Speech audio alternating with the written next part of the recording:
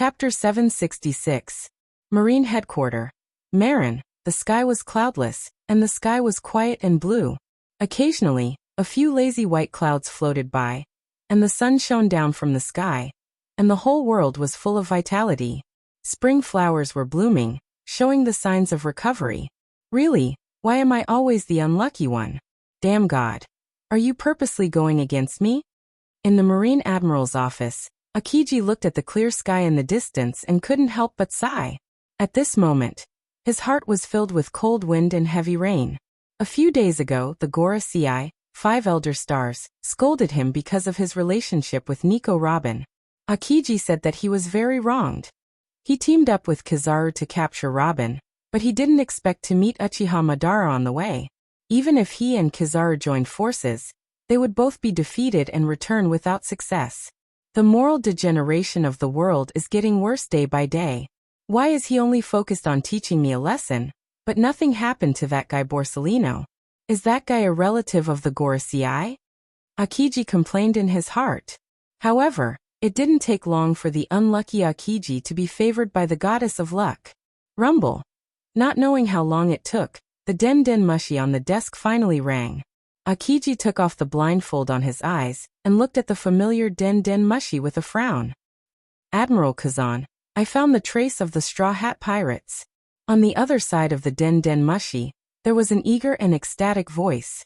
Akiji's eyes were shining. He wasn't interested in the Straw Hat, but Robin's every move was tugging at his heartstrings. Their destination?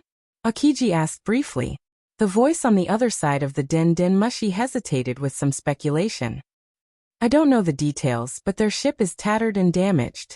Judging from their current sailing route, I personally think it should be Water 7. Around the marine headquarter, there were clones of white Zetsu. When Akiji rode out on his bicycle, Mariehua Dustless got the news. Master, Robin is not Akiji's opponent. She will be caught sooner or later. Hancock was worried. Her eagerness was from the bottom of her heart. She and Robin were as close as sisters. The strength of an admiral was obvious to all. Robin's hidden strength was close to the level of a quasi-admiral. She would definitely lose to Akiji. As for the Straw Hat Pirates, it's better to simply ignore them. They can't play the slightest role in a duel between admirals. The Straw Hat Pirates don't even have the qualifications to intervene. Of course, Robin is carrying my mission. He must not fall into the hands of the government. Dustless's eyes shone with a profound light. His gem-like eyes were filled with shrewdness. To deal with the Marines, Tendo Uchiha Madara can do it. As for me, I'll control them from behind. Tendo Uchiha Madara's bounty is now as high as 500 million berries. And this is just the first time he has done something like this. The first time someone has a bounty of 500 million berries, this is absolutely unprecedented. It seems that the pressure from the 5 honored stars is very useful. For the Marine, the Order of the Gorosei, 5 elder stars, is the command of God. Time passed quickly, and in the blink of an eye, several days passed quietly. On an unknown island, the Straw Hat Pirates temporarily stopped here to rest. Their ship was fragmented and close to collapse. It was necessary to temporarily repair it. Although the Straw Hat Pirates currently have no maintenance technicians, it is not difficult to do a short treatment. Luffy, you should help us. You don't want our trip to end here.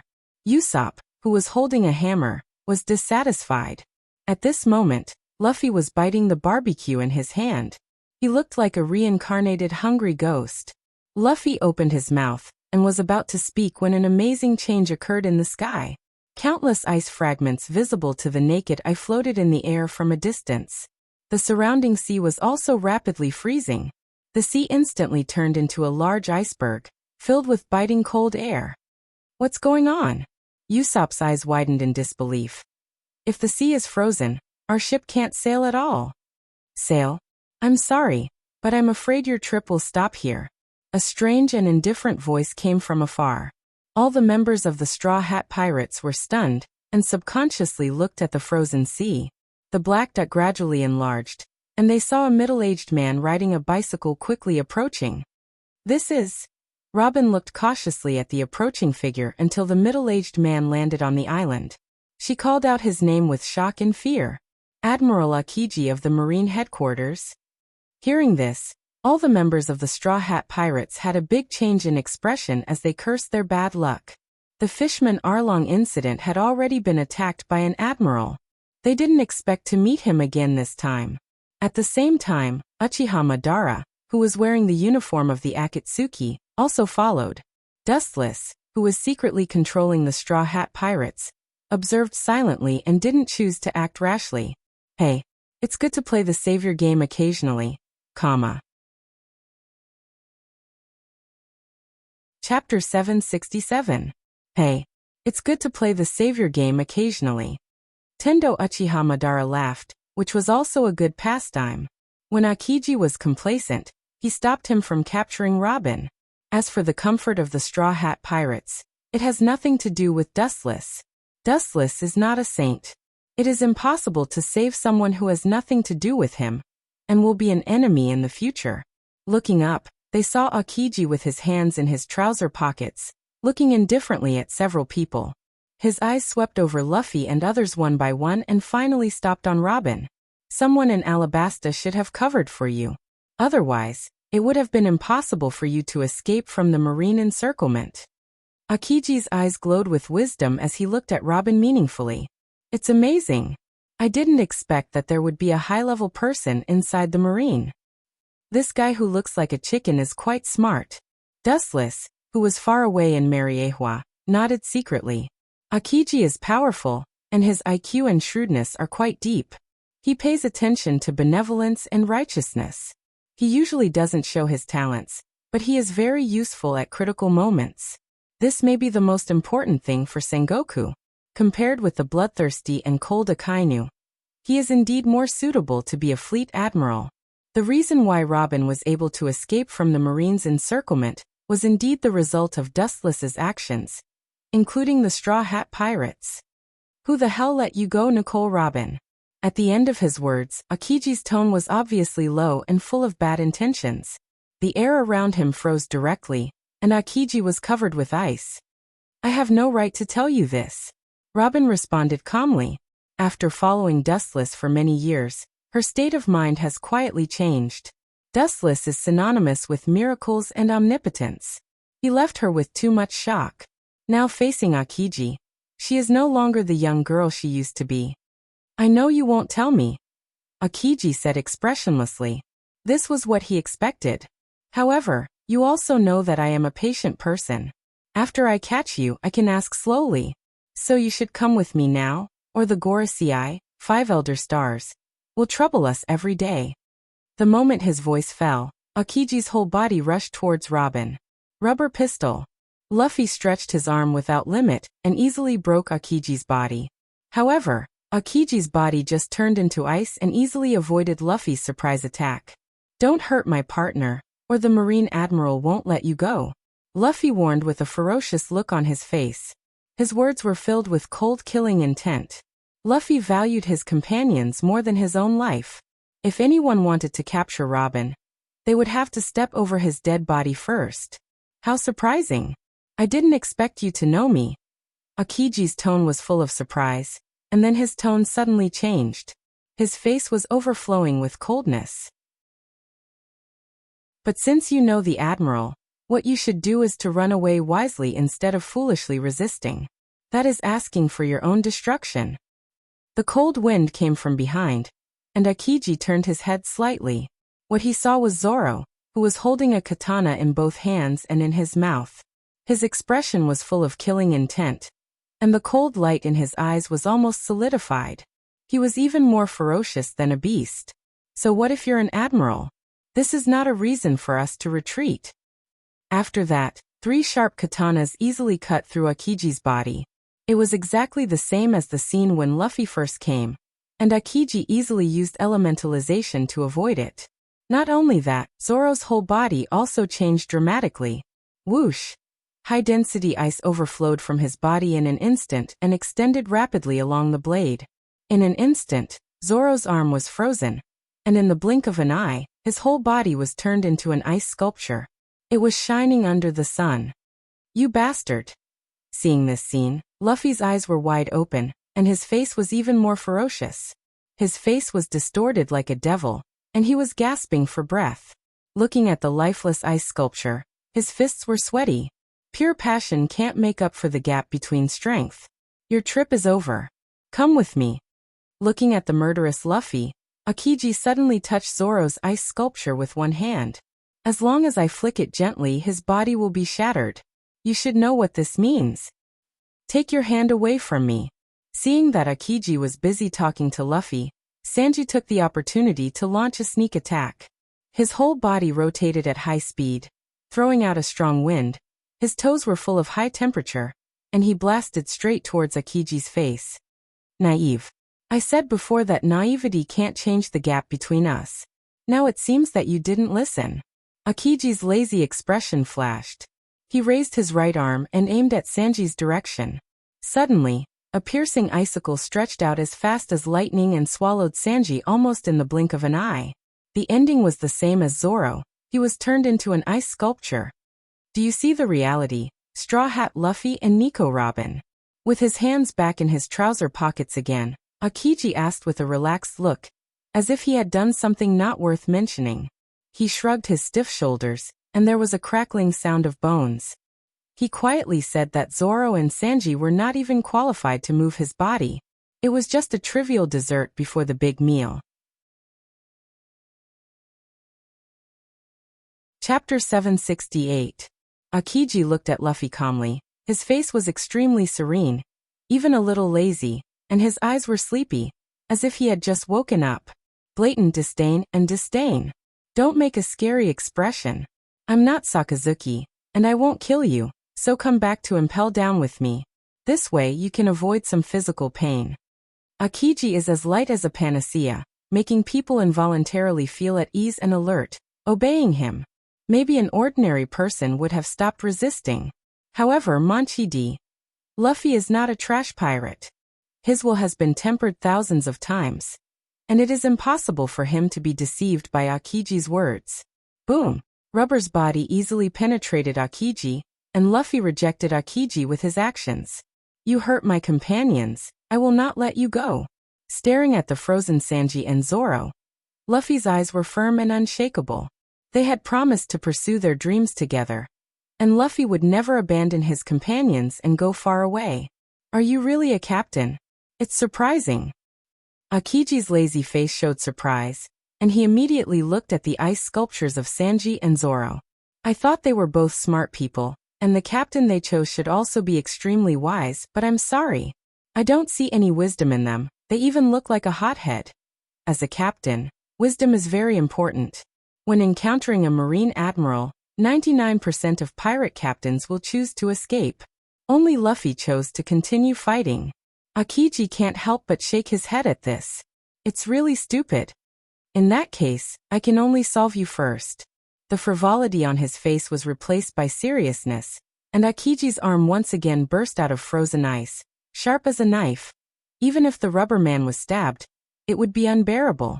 His dark eyes overflowed with cold air, and with a whoosh Akiji rushed head-on. Rubber machine gun.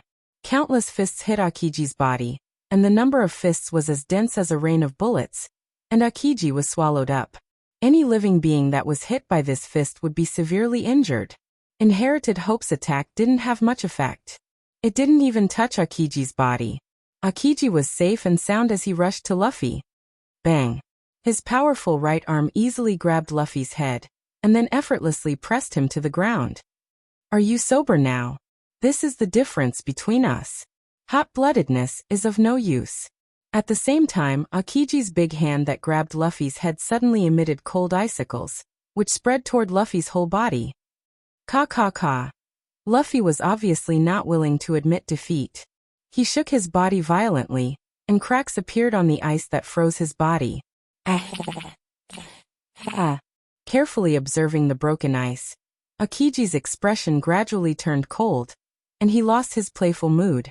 An ice arm that was several times colder than before flew out quickly. Frozen moment.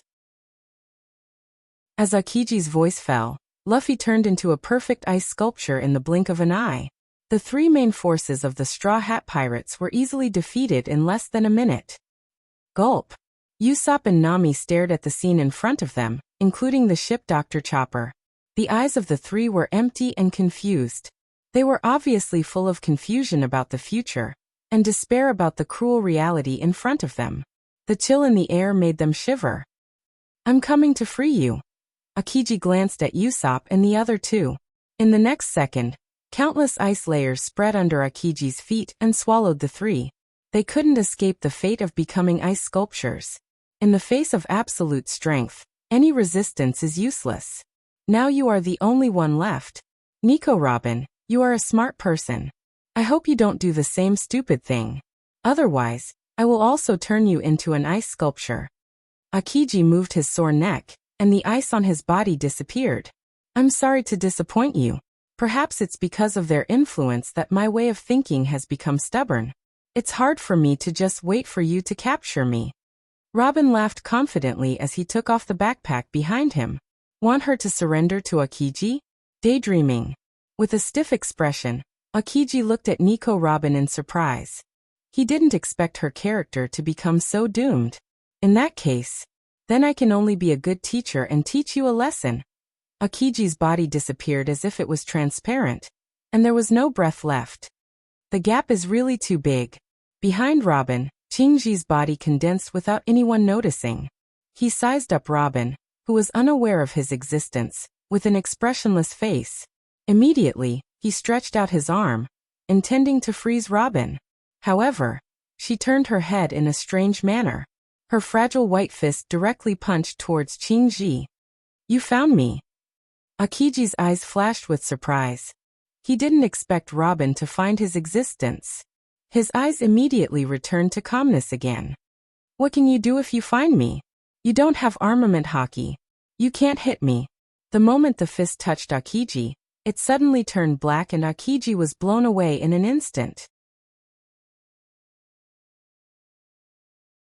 Chapter 769. There are no special requirements for learning armament haki, but the physical requirements are extremely strict. A thin woman like Robin has a small chance of learning it. And Robin focuses on archaeological work. She shouldn't have extra time to improve her strength, let alone learn armament haki. According to Robin's skillful skills, she should have learned it in more than 1 or 2 years. Boom! Akiji, who was caught off guard, was blown away. The fist that looked weak was filled with explosive power, forcing Akiji to retreat again and again, leaving a long and narrow ditch on the ground. The two sides were 10 or 20 meters apart. It's incredible. It was just my personal speculation before, but now it seems that my fantasy is true. Wiping the blood from the corner of his mouth, Akiji frowned. The power of this punch was enough to threaten him. And this may not be Robin's full strength. Your captain, pointing to Luffy, who was frozen into an ice sculpture, Akiji said. These people don't know haki, but you are an exception. My previous speculation has become a fact. You can learn armament haki. Obviously someone taught you, and your strength is not bad. Maybe it was a high-level marine who taught you. Armament haki has no age limit. If you want to explore it by yourself, it will take at least 5 or 6 years or even longer. Robin's progress is so fast that someone must be teaching her. I have no right to tell you this. Robin kept her mouth shut. The only person who taught her haki was Dustless. You are obviously the strongest among these guys. But you are willing to be an ordinary crew member. It seems that you have a hidden purpose. Akiji began to think about Robin's purpose. All of this is too abnormal. It can't be a coincidence. First of all, it is very unusual for her to use armament haki. Second, the undercover Straw Hat Pirates are even more confusing. Who taught you haki? Not only armament haki, but also Kenbenshoka haki. Akiji, who was thinking hard, changed the topic. Just now, Robin suddenly discovered his existence. It was not a simple coincidence. It was obviously Kenbenshoka haki. I have said no comment. Robin's tone was cold, completely different from her previous gentle self. After taking off her disguise, she was unapproachable. I know that the person who taught me how to be domineering won't do you any good. After understanding him, you'll only feel more despair. You know I never joke. I haven't seen you for a few years, but your eloquence has improved by leaps and bounds. You're completely different from the little girl who used to be submissive, Akiji said in a deep voice. His tone was obviously regretful. If he could have killed Robin or brought her directly back to the Marine headquarters, none of this would have happened today. However, staring at Robin's black fist, Akiji said disapprovingly, "It's impossible for you to defeat me with your strength. No, you might not even have the strength to protect yourself." Qingji said with a cold look in his eyes. The surrounding islands were deserted. It was an endless plain. There were almost no obstacles to avoid, and the nearby sea was frozen by Akiji. The chance of escaping was zero. With a light shake of his arms, the surrounding cold air madly condensed, and a large ice bird rapidly took shape. Ice block, stormy pheasant beak. The moment Akiji's voice fell, the ice bird took shape in an instant. It was full of vitality, and it shook its two wings vigorously. Yum! The giant ice bird let out a clear cry and flew straight into the blue sky. After circling for a while, its sharp eyes examined Robin, as if it was searching for her weakness. Then with a whoosh the giant ice bird swooped down. How can this fragile ice dregs work? Fearlessly staring at the falling ice bird, Robin's beautiful eyes burned with a burning desire to fight. The big bird opened its sharp mouth and was about to swallow Robin, but she easily dodged it. Then, her fist rose from the ground and hit the ice bird. Kakaka.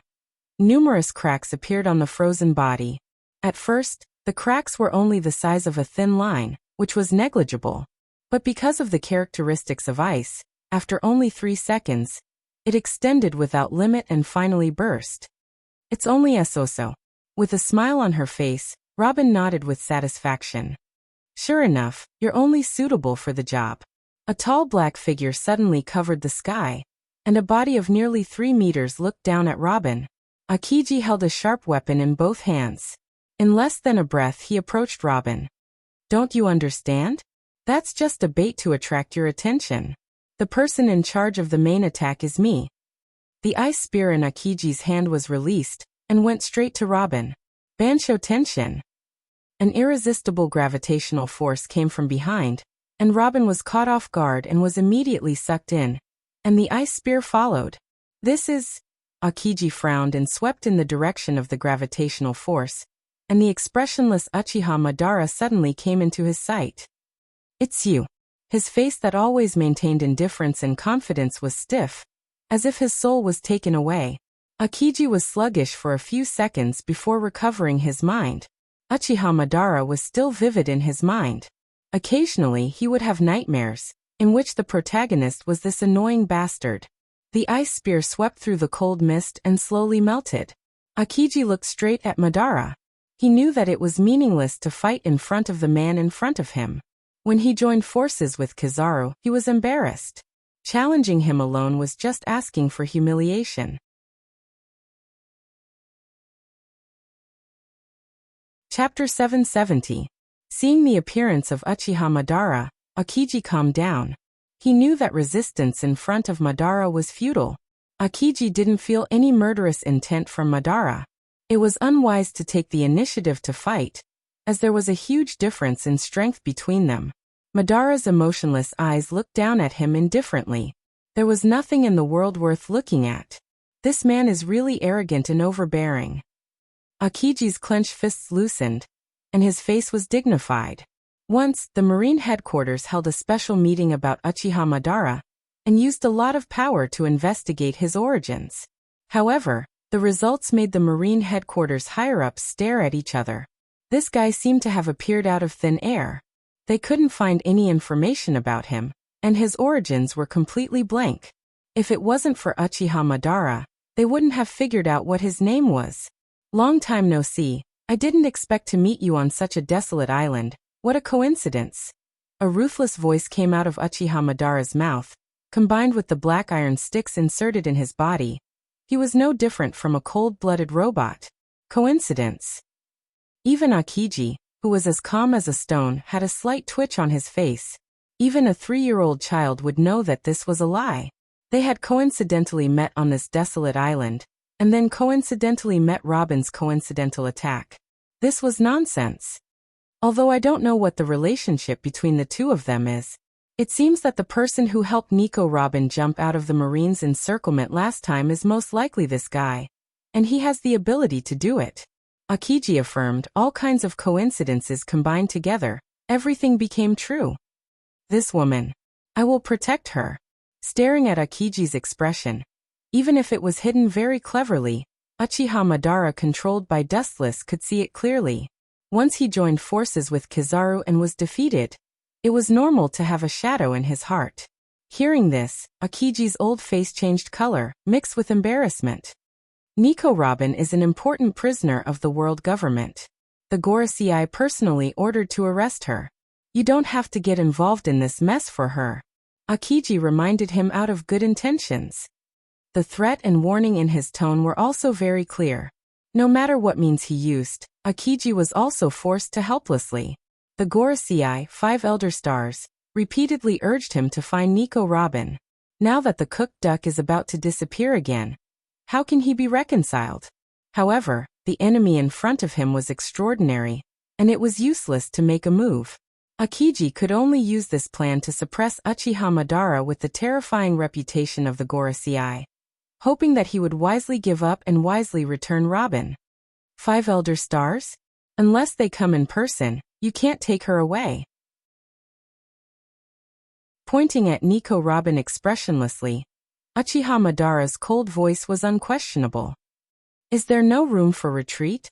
Akiji was helpless and disappointed. This was also within his expectations. Wanting to deceive Robin with just a few words of threat was a daydream.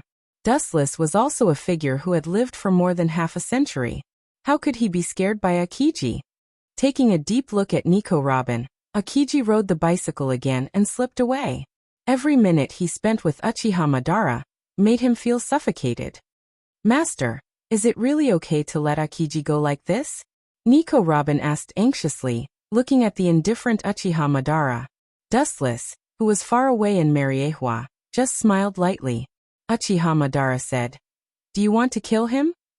This is not the case. Asked by Dustless, Nico Robin was speechless. The impact of killing Akiji on the world was self-evident. I'm afraid that the Straw Hat Pirates will be hunted down by the Marine in the future. Killing Akiji is not good for the time being, but it will cause countless troubles. Robin won't be able to safely interpret the Poneglyph in the future, and Dustless won't get what he wants. It's completely tantamount to lifting a stone to his own feet. The loss outweighs the gain. Akiji should be restrained in the future. At least he won't embarrass you by himself. Uchiha Madara's tone was very positive, and at the same time, he looked at the frozen Straw Hat Pirates and couldn't help but feel sad and sympathetic for this group of guys.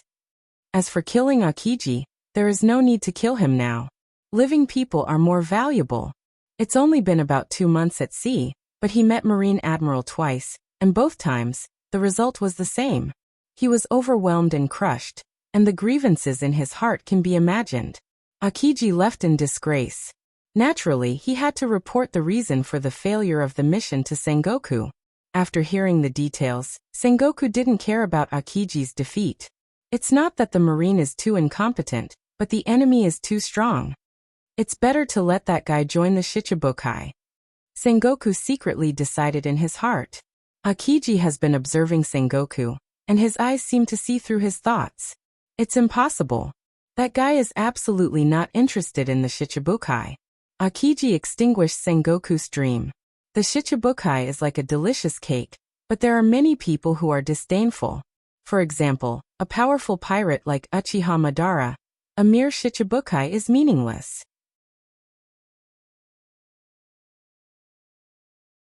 Chapter 771. Akiji extinguished Sengoku's dream.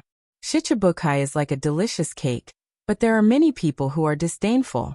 For example, Uchiha Madara is a powerful pirate. It doesn't make sense for a Shichibukai to tempt him. Maybe he will be humiliated. This is a bad year. The more powerful the enemy is, the more likely it is to be the enemy of justice.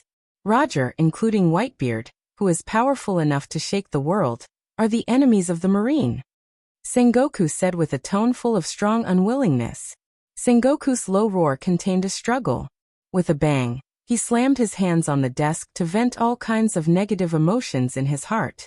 It seems that only by doing this can Sengoku's devastated heart feel better.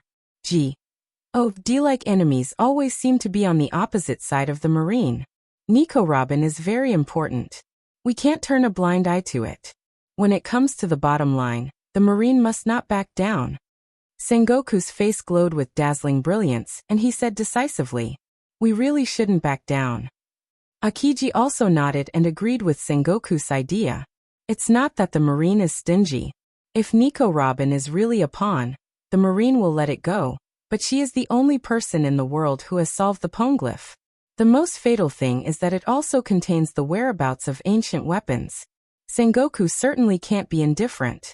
I have ordered the CP9 lurking in Water 7 to wait for the right opportunity to capture Nico Robin. Akiji's tone was full of determination. And I have given the golden den mushi to Spandam. Once something unexpected happens, it will immediately launch the Demon Slayer order. Contrary to the middle-aged uncle who always had a warm smile on his face, at this moment, Akiji has a new style of his admiral. Sengoku raised his eyebrows slightly and looked at Akiji in surprise. He obviously read the meaning of caution in Akiji's eyes. Nico Robin is just a little girl with no strength. The original bounty of 81 million berries is not worthy of the name. When Nico Robin was less than 10 years old, the bounty of 81 million berries was not because of her strength, but because of her particularity. After all, she was the only human in the world who could decipher the poneglyph. I'm sorry to disappoint you, Fleet Admiral. I have to remind you that that was before. Hearing this, Akiji suddenly smiled and subconsciously touched his slightly red and swollen left face. He could still feel a tingling pain left by Nico Robin. Nico Robin is not what she used to be. The CP9 is her opponent. I hope they will not be annihilated. Bye. Hearing Akiji's complicated sigh, Sengoku was slightly stunned. He immediately stared at the red and swollen face of Akiji, and understood what he meant. On an unknown island, Uchiha Madara had already left, leaving only Nico Robin here. Her next job was to wait for these ice sculptures to melt. Of him. But compared, Yudo, UIS suddenly appeared. Ants to him. Was to be, is. Ice to be. Of to. And to s. To thi. Robin looked at the Straw Hat Pirates. To some extent, they were too ignorant. They didn't even know the strength of an admiral. The Straw Hat Pirates want to shake the admiral with their current strength? They're overestimating themselves. That's a scene where the Straw Hat Pirates are overestimating themselves. As time passed, the cloudless Mary Geos gradually dimmed, and the fiery red sunset hung in the distant sky. It was beautiful, and under the gorgeous halo, the whole Mary Geos was peaceful and quiet. Even the Tenryubito, who liked to torture and kill slaves, gave face to Dustless. Seeing the appearance of Dustless, they all hid at home and slept. This group of guys is really timid. Yuki, who was sitting on Dustless's broad left shoulder, said with deep disdain and contempt in her words, "Incompetent idiots, only know how to bully slaves." Dustless and his family walked peacefully. As the sun gradually set, three figures stretched infinitely. Looking at them, the charming woman leaning on Dustless's right shoulder was Kagaya. After not seeing little Yushi for a while, Huiji also missed her. However, this little girl was playful and stayed by Wu Chen's side, refusing to return to the system world. Wu Chen had no choice but to bring Huiji out of the system world. What a sin! Dustless sighed. This little girl was the natural enemy of the Tenryubito. She often suppressed and bullied the Tenryubito. Because of the powerful existence of Dustless, the Tenryubito could only swallow their anger. It's a waste of your talent if I don't offend them. It's because of this young lady's recklessness that you can better reflect your strength and deterrence. Yushi glared discontentedly at Wu Chen, and said confidently, "Yuki, come here." Kagaya's charming eyes were like silk, and the beating light was gentle like water. Yuki fell into Kagaya's arms obediently and rubbed comfortably like a kitten. It's much more comfortable than smelly father. Yuki enjoyed it and arched her head, squinting her crescent moon. and her face was intoxicated. Dustless's mouth twitched fiercely, and he looked at Kaguya with hopeful eyes. He expected her to teach Yukishi a lesson, but her words directly made Dustless vomit blood. What you said just now is right. A mere Tenryubito is insignificant. Do what you should do, don't worry about them.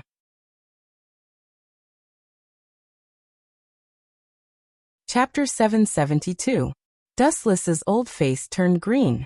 He originally hoped that Huiji would teach this little girl a lesson, but now it seemed that it was unrealistic. Especially Huiji's actions. It was obvious that she was instigating little Yueshi to find trouble with the celestial dragons. Forget it, let's just go with the flow. The helplessness hanging on his face disappeared with the wind. Just like what Huiji said, a mere celestial dragons didn't need to care. Holding Huiji's soft waist, Dustless leisurely strolled. The elegant body fragrance full of endless charm hit his face. Dustless's expression flashed a strange color, and his hands became restless. You. Huiji stared at Dustless angrily. This guy was so bold in broad daylight. She intended to stop Dustless's action. Thinking of little Yueshi in her arms, her face turned red, and a trace of anger flashed in her eyes. This despicable guy is looting a burning house, shameless. Huiji scolded secretly. She also ignored the big hands that were pinching and touching inside her lapel. Hee. Glancing at Huiji from the corner of his eyes, Dustless's face was as usual, and he directly ignored her. His pair of extremely skilled hands were unscrupulous. How has Yueshi been recently? Her delicate thin lips fell on Yueshi's face, pointing to Dustless with a wretched smile, and said softly, "Your father shouldn't have bullied you. If he bullied you, you must remember to tell mother." Little Yueshi nodded her head like a chicken pecking rice, and immediately her deep shining eyes looked at Dustless playfully. She seemed to be thinking about how to arrange Dustless's story. "I warn you, don't talk nonsense." Dustless's mouth twitched fiercely, and he said with a straight face. Little Yueshi smiled maliciously. Her slender fingers touched her white and tender chin, and she looked like she was thinking about how to frame Dustless.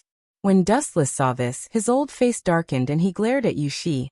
"If you dare to talk nonsense, I'll tear your mouth off." Yushi just made a face and looked at Dustless with disdain. This kind of senseless threat, he usually didn't use it. You're like a child who can't be found. In any case, you've lived for more than half a century, yet you're still so childish. Puchi. With a beautiful smile on her face, Huiji scratched Yushi's nose and carefully looked at Dustless, who was about to go berserk. This was the first time she saw him so helpless. That helpless expression of wanting to beat him up was especially interesting in Hui's eyes. Since the moment he had met Dustless, it had been almost 14 or 15 years. This was the first time he had met Dustless with such an expression. A gust of cold wind swept over. Dustless looked up at the gradually darkening night and whispered, "It's time to take off. It seems that it's getting late. It's time to go back." Huiji also nodded slightly, but little Yueshi was dissatisfied and tossed around. Her protesting eyes were stared back by Dustless's ferocious eyes. The unwilling little girl had to lie in Huiji's arms with a pout. Her eyes flickered as if she was thinking about what bad things to tell Dustless, which made Dustless speechless. He couldn't help but guess who she inherited this weird personality from. In a gorgeous villa decorated with crystals, Hancock had prepared a sumptuous dinner in advance, waiting for the arrival of Dustless and others. The dazzling array of food was dazzling. The tempting fragrance aroused the worms in the stomach. Little Yueshi directly jumped out of Huiji's arms, regardless of the occasion, and began to wolf down the food without caring about her image. Seeing this scene, Huiji glanced at Dustless with dissatisfaction, and her voice was obviously full of blame. "This ridiculous image must be inherited from you." Huiji was a princess in ancient times. She had been influenced by good cultural etiquette since she was young, so she was dignified and beautiful, and her every move was very polite. Of course, it was an accident during the battle. Dustless heard this and rolled his eyes, staring at Huiji's jade-like face, and also sat casually at the dining table. "Since you are so dignified and beautiful, then wait." After that, Dustless also began to wolf down the food. Little Yueshi and he ignored Huiji at the same time. This father and daughter were surprisingly similar in tacit understanding. Huey shook her head helplessly, and also sat next to Dustless. She elegantly picked up the bowl and chopsticks in her hand. When she was about to pick up the food, Dustless's voice sounded. "You ancient people are all so respectful to your teachers like you?" Dustless asked curiously. Even if she accepted the influence of modern culture, Huey would sometimes show her stubborn character, and there was a sense of being inflexible. "That's for sure." Huey glanced at Dustless and put the fragrant food into her mouth. After chewing slowly, she said softly, "Some things can't be violated." "Indeed, some things can't be violated and can't be changed," Dustless echoed, with a malicious smile on his mouth. Suddenly, he leaned over to Huey's ear and blew a hot breath.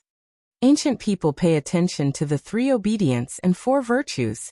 It is a wife's duty to serve her husband. Tonight, you have to do whatever I want you to do," Dustless said with a smile, revealing his purpose. Huey's face turned red, and she glared at Dustless unkindly. She already felt that this guy was up to no good. It was exactly as she had guessed, and it was such a despicable Dustless condition. "Dream on. I will do whatever you want me to do. What kind of joke is this?" Dustless just looked at Huey indifferently, and one sentence made her swallow blood in anger. "Your protest is invalid. As an ancient person, you should abide by the 3 obedience and 4 virtues. This is the rule."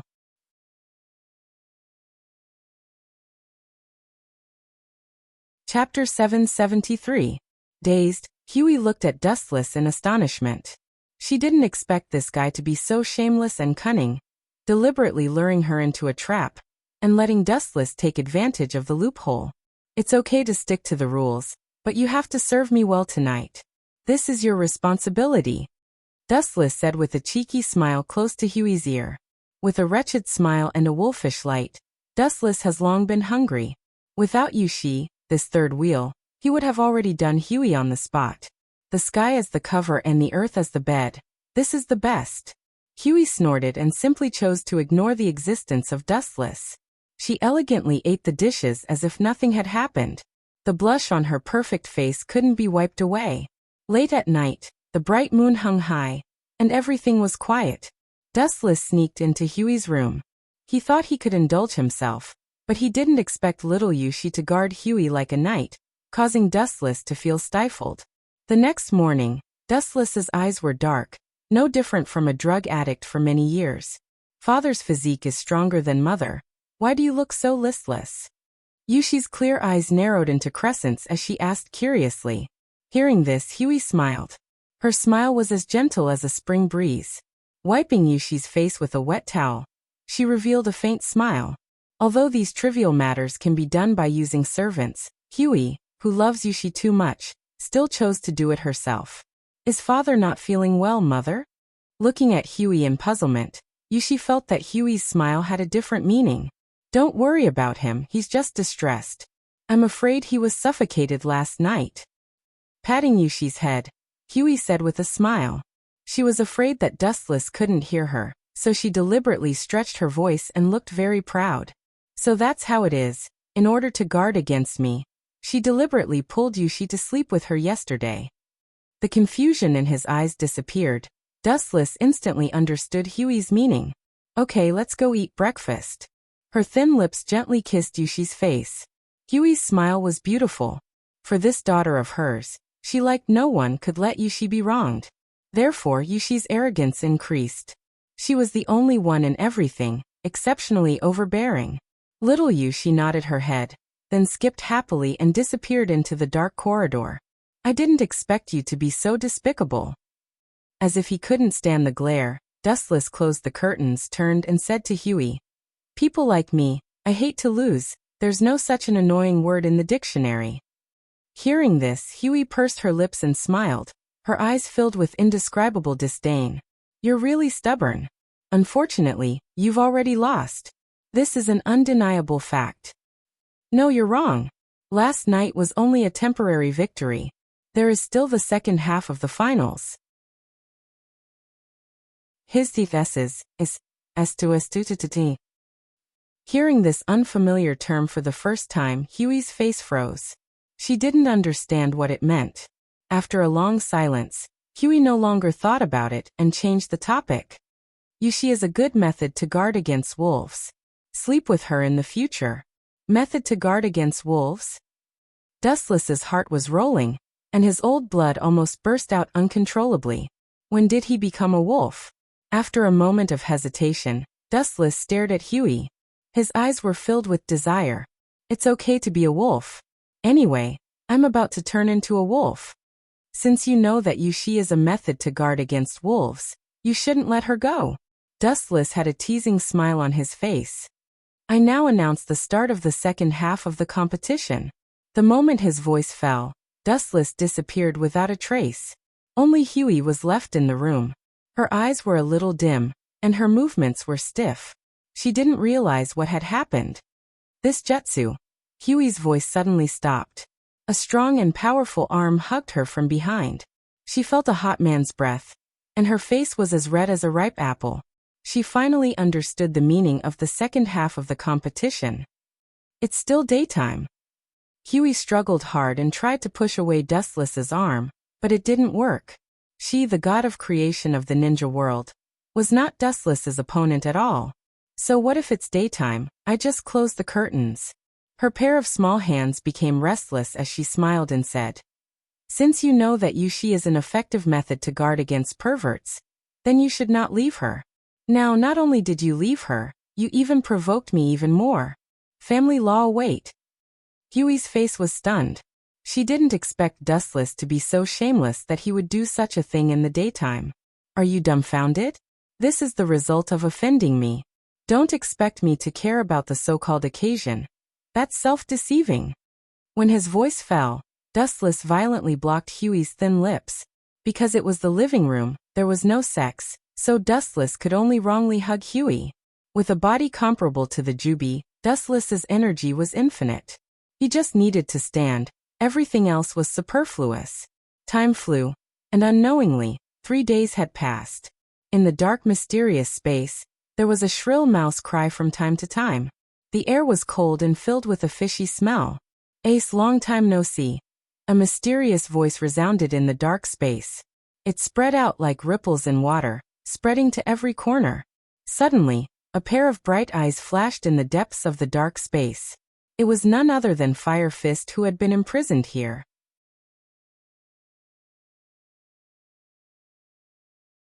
Chapter 774. 3 figures walked in the dark space, of which the figure on the left was the most conspicuous, wearing a white cloak and a beige striped coat, and his tall body was nearly 3 meters tall. Sengoku is really impatient. He has been fighting with Whitebeard all his life. He is an old friend. It's really cold to want Whitebeard's life so much. In the dark space, Dustless's voice came. Looking around, Dustless, Kizaru, and Akiji were all there. Today, Fire Fist Ace's wounds have healed, but his spirit is abnormally sluggish and decadent, and his temperament is terminally ill, like an old man in his twilight years. There is no other way. Whitebeard's blood must end the last era. They have become a thing of the past. Kizaru leisurely blew smoke rings and stared at Ace, who was locked by Seastone in front of him. His old eyes flashed with pity as the entire Whitebeard pirates may die because of him. It's surprisingly low. Several people walked to the side of the prison cell, and Akiji looked down at Ace sitting on the ground. At this moment, his head drooped and he was listless. His inner soul was deprived and he was just a walking corpse. If you knew this, why did you do it? Unfortunately, there is no regret medicine in this world, and it's useless to change. The remaining sympathy in his eyes turned into indifference, and Akiji opened the door of the cell himself. Dustless and others walked in front of Ace and looked at him with different expressions. His feelings are pitiful, but his crimes are unforgivable. 3 admirals came at once. I didn't expect a prisoner like me to be so valuable. Looking up and looking at the indifferent expressions of Dustless and others, Fire Fist Ace laughed at himself. Don't get me wrong, I'm just accompanying them to release you from prison. Of course, I'm not letting you go free, but escorting you to a more airtight place. Impel down, Dustless said. Kizaru stepped forward, pinched out the cigarette in his hand, put his hands in his trouser pockets, and said in a lazy tone, "Don't look down on yourself so much. You are an important person in the Whitebeard Pirates.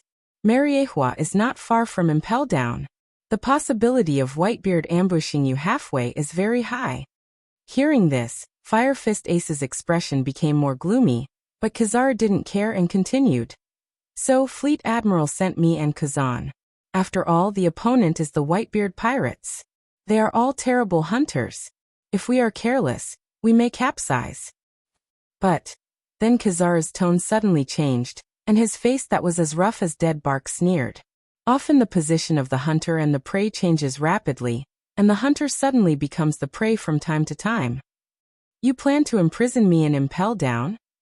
Hearing that he was going to be locked in Impel Down, Ace's lifeless eyes glowed with a strong light, and his face was filled with unconcealable joy. "Don't get me wrong," Wu Chen said. His expression was frozen, exactly like a dead person. "I transferred you to Impel Down in the hope that you can have a better environment. At the very least, I want you to be white and plump, so that you won't look like a human or a ghost like this." Ruthlessly stepping Fire Fist Ace into the 18th layer of hell, Dustless's mouth squirmed, and there was no sign of peace. He continued to indifferently attack. "You must be alive and kicking. A stinky fish that is about to die of disease can't attract the ferocious Sea King. It seems that we still have to execute him together." Fire Fist Ace's face was ashen when he heard this, and his eyes suddenly turned black. He felt that his future was dark and desperate, and the whole world had ruthlessly abandoned him. Marine's plan to publicly execute him has not changed, and they still intend to use him to attract the Whitebeard Pirates. "This is natural. You are such a perfect bait. Sengoku will certainly not let you go in vain. Pirate King Roger's son, Whitebeard's adopted son. It's a pity not to use you," Dustless said. Ace's face changed greatly, and a blood-red light appeared in his eyes. Like a cat whose tail was stepped on, he roared like crazy. "My father has only one person from beginning to end, Whitebeard. Ignorant. It is because you are Whitebeard's son that we use you at all costs." Kizaru sneered. Snap! Dustless suddenly snapped his fingers, and several black-clothed men came out from behind him, holding a rich dinner in their hands, and the fragrance made people's mouths twitch. "Compared to Sengoku, I am a lot kinder. I have prepared a last dinner for you. In a dark place like Impel Down, it is impossible to get this kind of treatment," Dustless said with a generous face. However, Fire Fist Ace was just full of disdain and did not appreciate it. "Last dinner? I feel like this is hush money," Fire Fist Ace suddenly said in a baffling manner. His entire face was filled with a sneer. "Hush money?" Kizaru and Akiji looked at each other, and looked at Fire Fist Ace with a puzzled expression. They didn't know what he meant by those words. "The last dinner is obviously just to shut me up, afraid that I will retaliate against you after I go to heaven." Dustless looked at Fire Fist Ace contemptuously, and his words were full of ridicule. "You sinful people can't go to heaven. You can only go to hell, and you can't become an angel, you can only become a ghost." Looking down at Fire Fist Ace, Dustless's eyes were full of contempt. "If you think you can go to heaven and retaliate against me by becoming a ghost, you can try. I should be looking forward to it."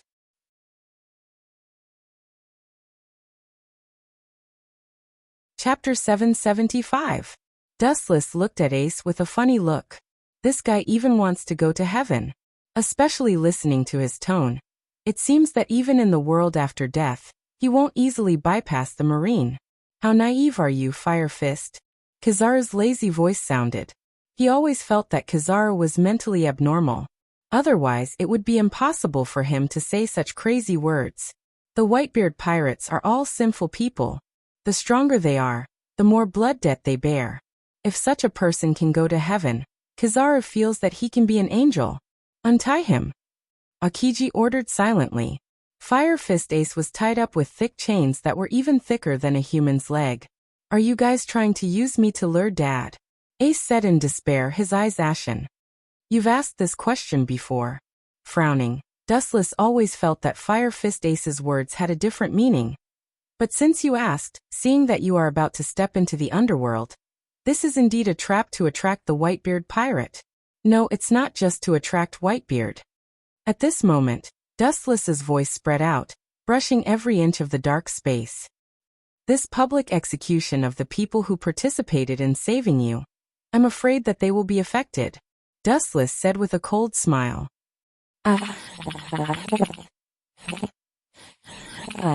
He wanted to see Ace's firm will to be defeated. Akiji looked at the two helplessly. The abilities of the devil fruit are not only surprisingly similar, but sometimes in terms of character, they also like to attack others. This is your last dinner, enjoy it. Akiji's heart was as calm as water as he looked down at Fire Fist Ace. Although his experience was worthy of sympathy, he couldn't absolve Fire Fist Ace of his guilt. In the eyes of the Marine, pirates are not worthy of sympathy. Dustless's assistant placed the steaming hot plate in front of Fire Fist Ace, and then silently retreated.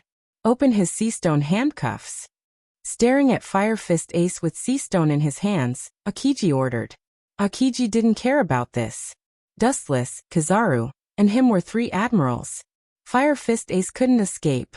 If he wanted to resist, he would be cruelly suppressed. It wouldn't have any effect. Instead, it would increase unnecessary injuries. Dustless and Kizaru both remained silent, as if nothing had happened. Fire Fist Ace was not worthy of their attention. Crack! The heavy sea-stone handcuffs fell to the ground in the corner. Fire Fist Ace stood up and moved his stiff body. He stared at the knife beside the plate, and a strange luster flashed in his eyes. If you want to escape, forget it. You can't deal with three admirals at the same time. Dustless said as he keenly captured the luster in Ace's eyes. Come with us, I hope we don't have to do it ourselves. Kizaru said. At least wait until I eat something to replenish my strength. If I'm hungry, you Marines will be in trouble. Fire Fist Ace revealed a bold and carefree smile. Then he began to wolf down the fragrant feast with both hands. Like a reincarnated hungry ghost, he finished the dazzling array of food in one gulp in a short period of time. Bring it to me. At this moment, a loud roar resounded through the darkness. Then he rushed to the side of the previous assistant, and easily dodged the knife in the other's hand. Immediately he flashed back for a distance, guarding against Dustless and others. I knew this would happen. It's impossible to make this kid give up. Kizaru sighed and looked as usual. He wasn't surprised. On the contrary, all this was expected. Kizaru didn't expect Fire Fist Ace to go to impel down with them. Are you going to use this broken blade to deal with us? Dustless leaned back against the iron fence. The long knife in Ace's hand was easy to deal with ordinary humans, but against a Marine admiral, it would be broken in an instant. You're wrong. Don't say three. I'm not your opponent at present. Fire Fist Ace shook his head resolutely. Dustless and others, each of them is strong beyond the scope of human knowledge. It is impossible for him to defeat an admiral with his current strength. Is it? Staring thoughtfully at the knife in Fire Fist Ace's hand, Dustless and others looked at each other and understood his intentions. He didn't choose to fight, but another kind of relief. Kill yourself to thank them. Only with Fire Fist Ace's death would Whitebeard be able to realize that everything would be salvaged. Why do you always have this ridiculous fantasy? It only makes you more powerless, Ace. Do you think suicide can solve everything? Dream on. Dustless sneered. Akiji and Kizaru frowned. Although they were very close to Fire Fist Ace, they were half a beat late. This kid may really succeed in committing suicide. Don't forget, your life and death have nothing to do with me when you get out of here. But now you are still in Mariehua. If I let you die, you can die. If I let you live, you must live. As a prisoner, you have no choice.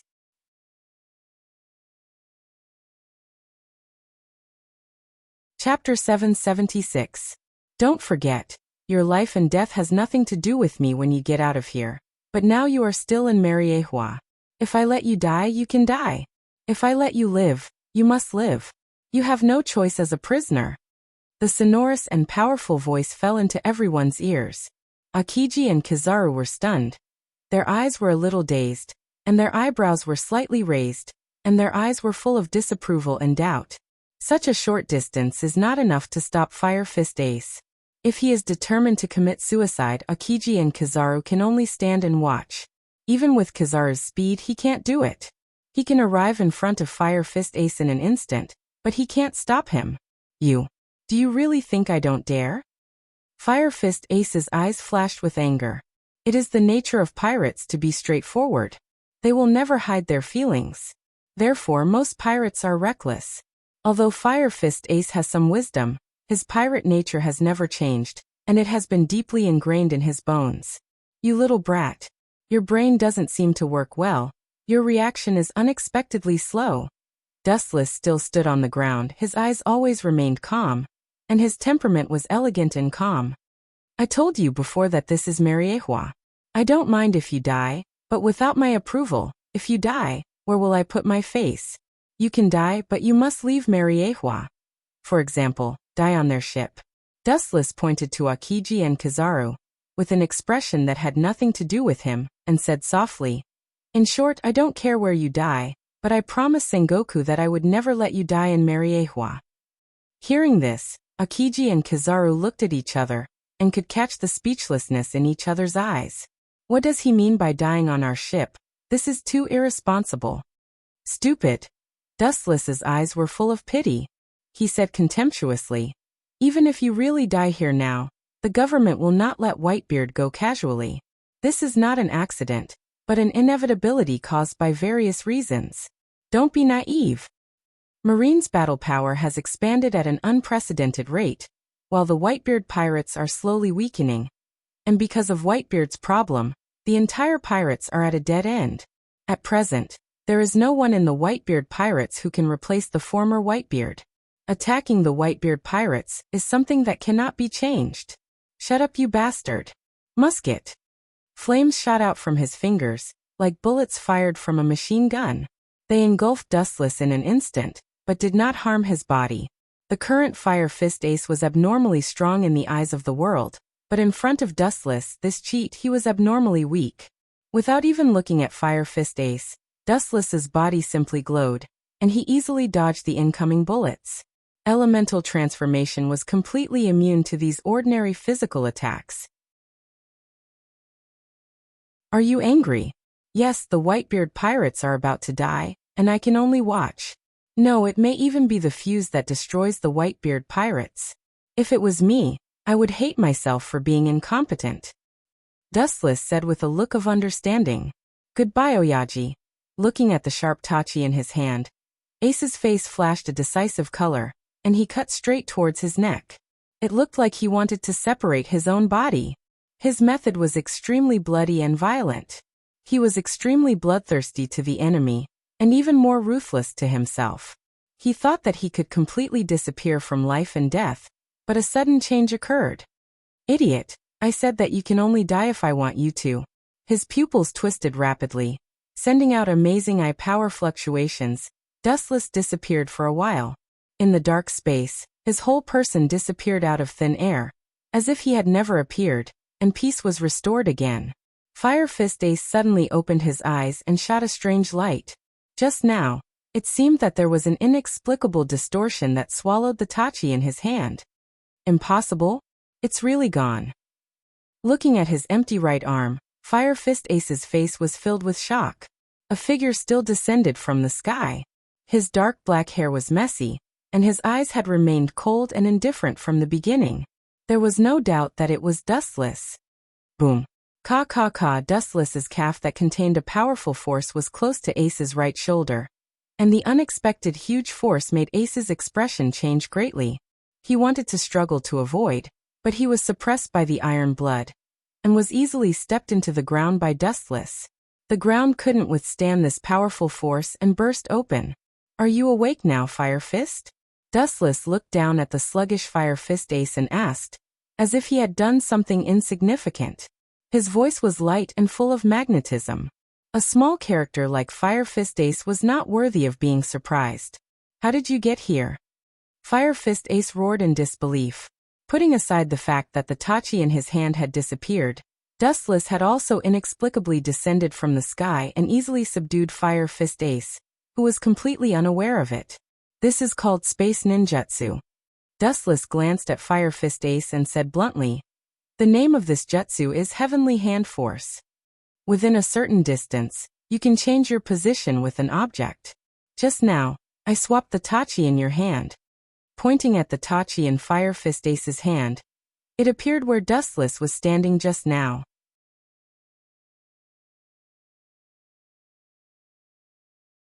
Chapter 777. The strangeness of ninjutsu is beyond imagination, including all things. Fire Fist Ace, including Kizaru and Akiji, looked at Dustless, who suddenly appeared with a stunned face. Coming and going without a trace, it is impossible to detect. The so-called observation haki does not work at all. I just used observation haki, but I didn't realize his existence. Akiji frowned slightly. After Dustless's body disappeared, he began to use observation haki to perceive the movements around him. But Dustless was like a ghost without a body, completely shielding the perception of observation haki. Space ninjutsu? Kizaru heard the words and immediately guessed the meaning of the words. Maybe it's the ability to move through space, and only in this way can he avoid the perception of observation haki. Akiji heard this and nodded. Only space movement can avoid the perception of observation haki. Apart from that, there are no other tricks known at present. Picking up the chain and the sea stone handcuffs on the ground again, Akiji found Fire Fist Ace again and looked at the decadent ace. His eyes flashed with indifference. Since you are so insensible, I can only put the chain on you again. After that, Akiji skillfully tied Fire Fist Ace and locked him up again like a dumpling, and his hands were once again put on the sea stone handcuffs. He hoped that this kid would be sensible. Who would have thought that he would not change his nature? The road was his own choice, and he had to pay the price for it. Fire Fist Ace looked at the chains all over his body, and his face was ashen, especially the sea stone handcuffs on his hands, which were as terrifying as a secret black hole in the universe, swallowing all his strength. Not to mention using the power of the devil fruit again, the strength of his whole body seemed to be swallowed up and annihilated, revealing the powerlessness deep into his bone marrow. Let's go. You two send Fire Fist to impel down. I can't leave, so I won't accompany you. Stretching out, Dustless had an expression of, I'm busy and have no time. Akiji and Kizaru looked at each other, and could see the envy in each other's eyes. Dustless is the first Marine Admiral in history. Almost any task is done casually, and whether to do it or not depends on his mood. On the shore of Mariehua Port, Dustless sent Akiji and Kizaru here. Fire Fist Ace, whose body was bound by all kinds of iron chains, followed closely behind. His expression was dispirited and powerless, and his eyes were blank. He was full of uncertainty about the future. The blood flowing in his body had been sucked out, and he was as thin as a matchstick, leaving only skin and bones. However, people in their 20s were more like candles in the wind. Their entire bodies were filled with indescribable dispiritedness and listlessness. They had lost the motivation to live on, and they were no different from zombies. To the current Fire Fist Ace, living was more painful and terrifying than death. If I had known this would happen, I wouldn't have done it in the first place. I would have taken a step forward and taken back my words. Dustless let out a long sigh. He stared into Ace's eyes and could clearly see regret. But what could he do? You have to pay the price for everything you do. There is no path of regret. When will Sengoku execute Fire Fist? Dustless, Akiji and Kizaru, who were chatting with Akiji and Kizaru, interrupted and asked. This? Akiji's eyes flashed with hesitation. And then he recalled the current situation of the Marine headquarters. He couldn't help but shake his head. At least, they can't execute Fire Fist Ace now. Everything is not ready yet, and it will take a lot of time to perfect the defense of the Marine headquarters. The other party is one of the Yonko, 4 emperors. Whitebeard, the strongest man in the world. Arrogance will only lead to self-destruction. Akiji's face was dignified. And Whitebeard has a lot of wings, and there must be a lot of pirates helping him in the new world. The place of execution is the location of the Marine headquarters, Marin. The underground defense mechanisms will be replaced during this period, and the residents of Marin will be evacuated. Kizaru took a puff of smoke, and his eyes were shining. This time the fleet admiral is going all out, and he intends to completely annihilate the Whitebeard pirates. Sengoku will definitely not let go of a dying tiger. It has been his dream for many years to annihilate the Whitebeard pirates. Dustless heard this and nodded without a trace. Judging from the current situation, it is indeed not suitable to execute Ace. Marine's preparation has not been fully done. Now Marines from all over the world have not been summoned, and Shichibukai are also on their own. Speaking of which, Blackbeard's whereabouts have been very strange recently. Akiji changed the thread of discussion and suddenly went straight down, with a little fear vaguely. Sengoku ordered Akiji to secretly observe Blackbeard's every move, and no sign of him could escape Akiji's eyes. Impel down? Dustless was stunned when he heard the words, and then he asked tentatively. Looking at Dustless in surprise, Akiji gently nodded and said, "He is indeed paying attention to impel down. His purpose is unknown. Among the Shichibukai, only his whereabouts are the most strange." Dustless smiled mysteriously, and then walked leisurely into Mariehua. Blackbeard. His strength is rising now, and his courage is also getting bigger and bigger. It seems that he can't wait to attack Impel Down. Dustless walked straight ahead with a sneer on the corner of his mouth. About 10 years ago, he had tamed Shilyu of the Rain. This time, he just let him lurk in the Blackbeard pirates.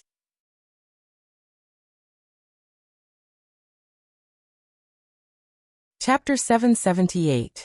The ultimate purpose of Blackbeard Titch joining the 7 warlords of the sea is to participate in the War of the Best and find the right opportunity to seize Whitebeard's Tremor fruit ability.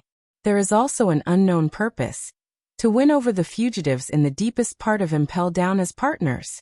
There is no doubt that the prisoners in Impel Down are the strongest, and most of them are extremely hostile to the Marine. They are trustworthy, and it is understandable that Titch is envious of the prisoners in Impel Down. Troubled times. I thought I could be as idle as an admiral, but I didn't expect him to be even busier. Damn God, it's really unfair. Royce South must be God's illegitimate child. Staring at the gradually disappearing back of Dustless, Akiji complained discontentedly.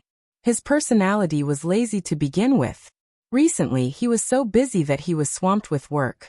Compared to Wu Chun, this kind of leisurely general, it was not an ordinary kind of hardship.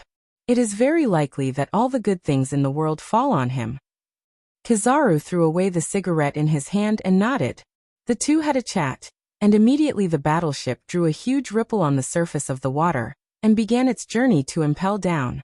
There are a large number of marine battleships around, and some of them are powerful vice admirals. Fire Fist Ace is not an ordinary person. It will take a few days on the way, and the possibility of encountering an ambush by the Whitebeard pirates is very high. After sending Fire Fist Ace away, Dustless returned to his villa. Before his but was warm, the den mushy that Dustless and Caesar often contact rang. This guy is never looking for me for a good thing. Dustless took the den mushy. Caesar looking for him has always been a bad thing. There is a problem with the construction process of Pluton. Before Dustless could ask, Caesar's anxious voice sounded, and his tone was mixed with resentment. There is a huge contrast between the design before and after, and various data is not right, and a lot of information is missing. Dustless raised his eyebrows slightly, and his eyes flashed with doubt. The design originates from Doflamingo. If there's anything you don't understand, ask him. Dustless couldn't help but want to slap himself. Doflamingo definitely couldn't understand the design of the Pluto King. Otherwise he could have built it himself.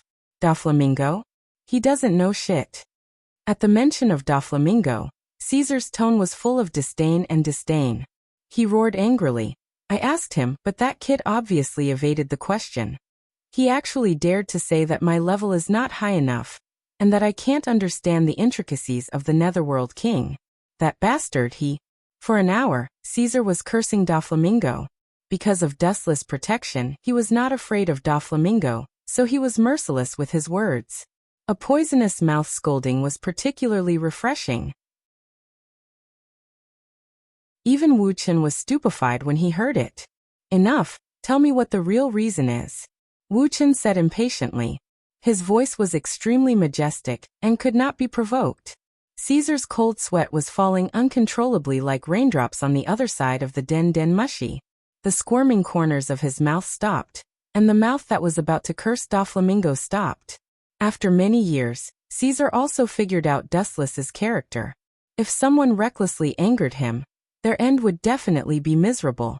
He can be abandoned by anyone, but he can't be abandoned by Dustless. This specific situation. Hesitation flashed through Caesar's mind, and he immediately remembered the data that was getting more and more strange recently. Caesar said in a deep voice, Doflamingo's Pluto design blueprint, to a certain extent, is more like half of it.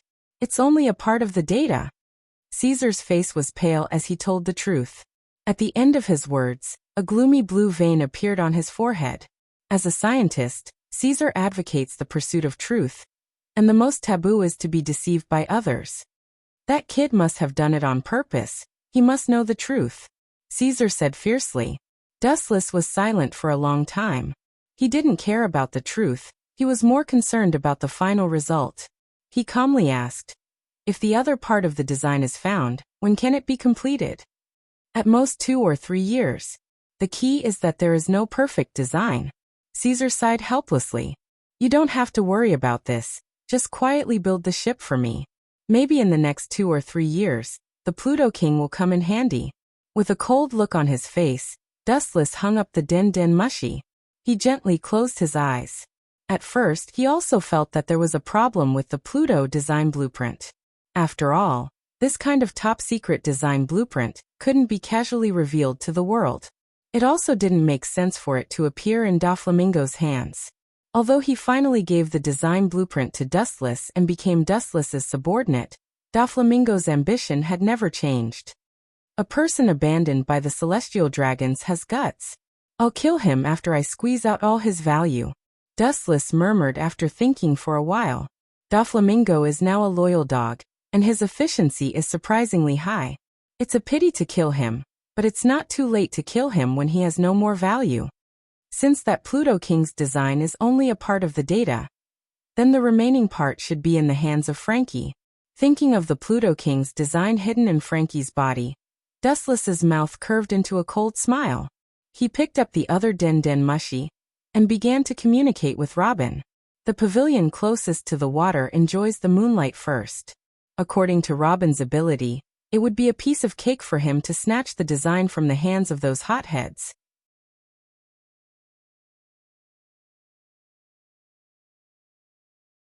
Chapter 779. It's not that Dustless underestimated the IQ of the Straw Hat Pirates. Some of their behaviors are really not complimentary. Even if they can sometimes make the impossible possible, Dustless still thinks that they are stupid. As Akiji said, being aggressive is a good thing and worthy of praise, but simple hot-bloodedness can never make up for the huge gap between strength. If it wasn't for Dustless, the Straw Hat Pirates might have died a long time ago.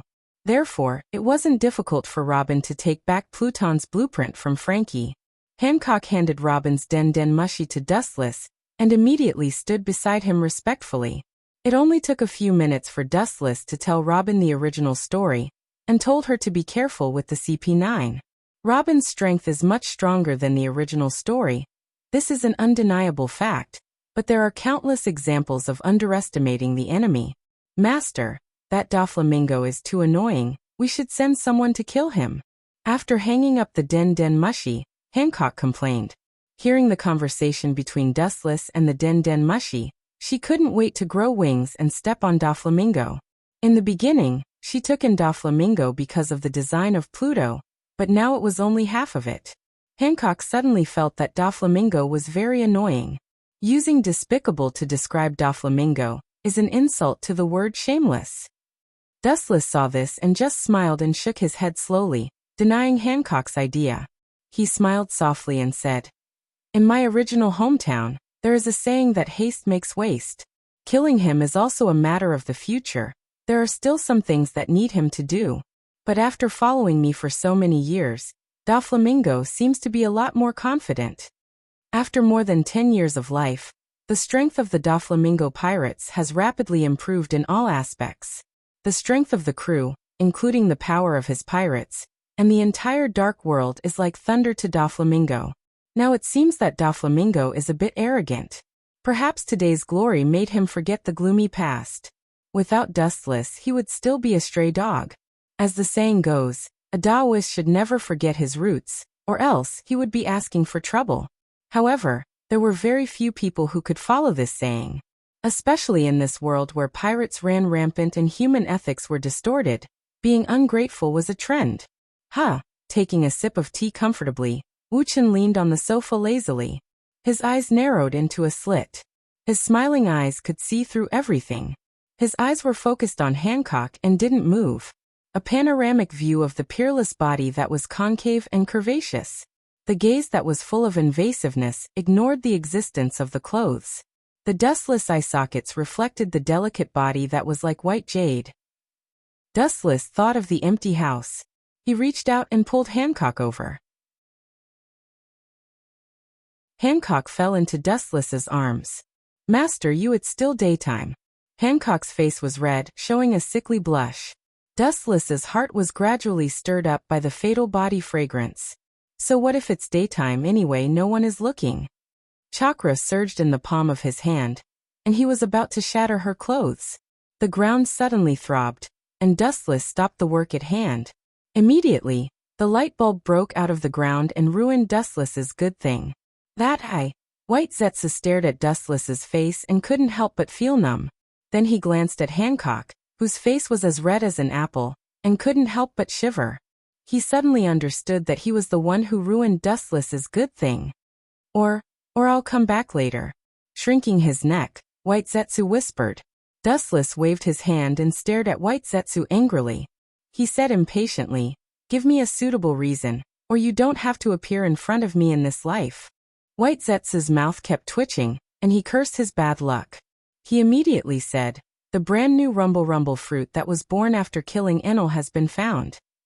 After that, White Zetsu put the sealed iron box in his hand in front of Dustless. "So fast," Dustless said with surprise.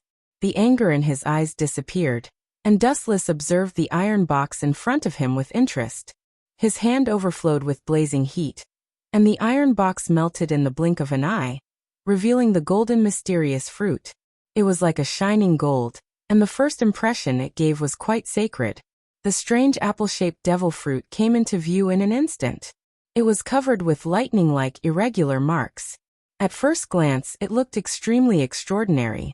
The whole room seemed to be filled with lightning, and the skin tingling could be clearly felt. Kamui. A vortex splashed in the void, gradually enlarging, and a powerful suction force shot out of it. The rumble fruit on the crystal table was sucked into the different space by Dustless. As for the candidate for rumble fruit, Dustless bowed his head and secretly pondered about the suitable candidate. Tsunade and Kagaya ate tremor fruit and light fruit respectively. Both of these fruits were obtained from the system's lottery. Now there is no suitable candidate for rumble fruit. The first ideal candidate is Otsutsuki Haruo, but she doesn't seem to be interested in devil fruit, and the other women are the same. After hearing Kagaya and Tsunade say that devil fruit tastes disgusting, all of them were afraid to avoid it. Dustless was in a dilemma. He worked hard to get the devil fruit, but those women avoided it as if they were avoiding evil stars.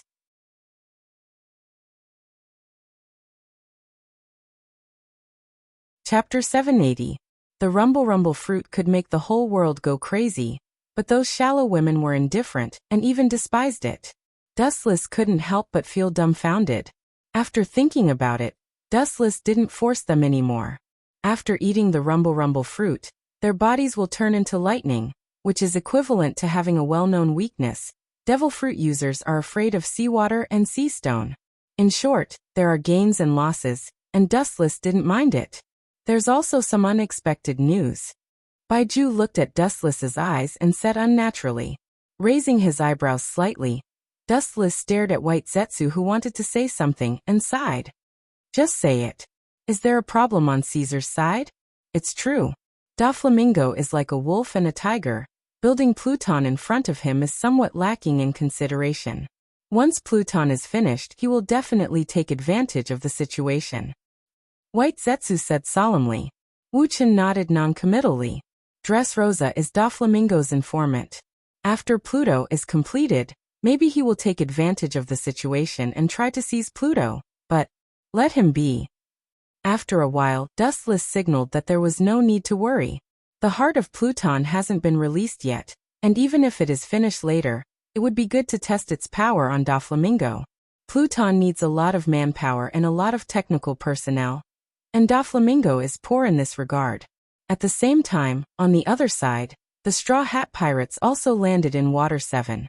Inside the rotten warehouse, it was dark, and only a few figures could be seen in the weak sunlight. Hey, are you kidding me? That woman Nicole Robin has appeared. We should take action immediately, not hide in this damned place. Brooke, one of the CP9 members, complained.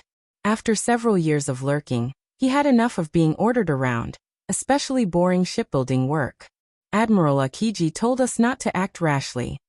The beautiful CP9 member Khalifa said. That woman is no longer the same as before. She's not as weak as she used to be. Even if she's not as strong as the general, she's probably not that far off. Even if we attack together, we might not be her match.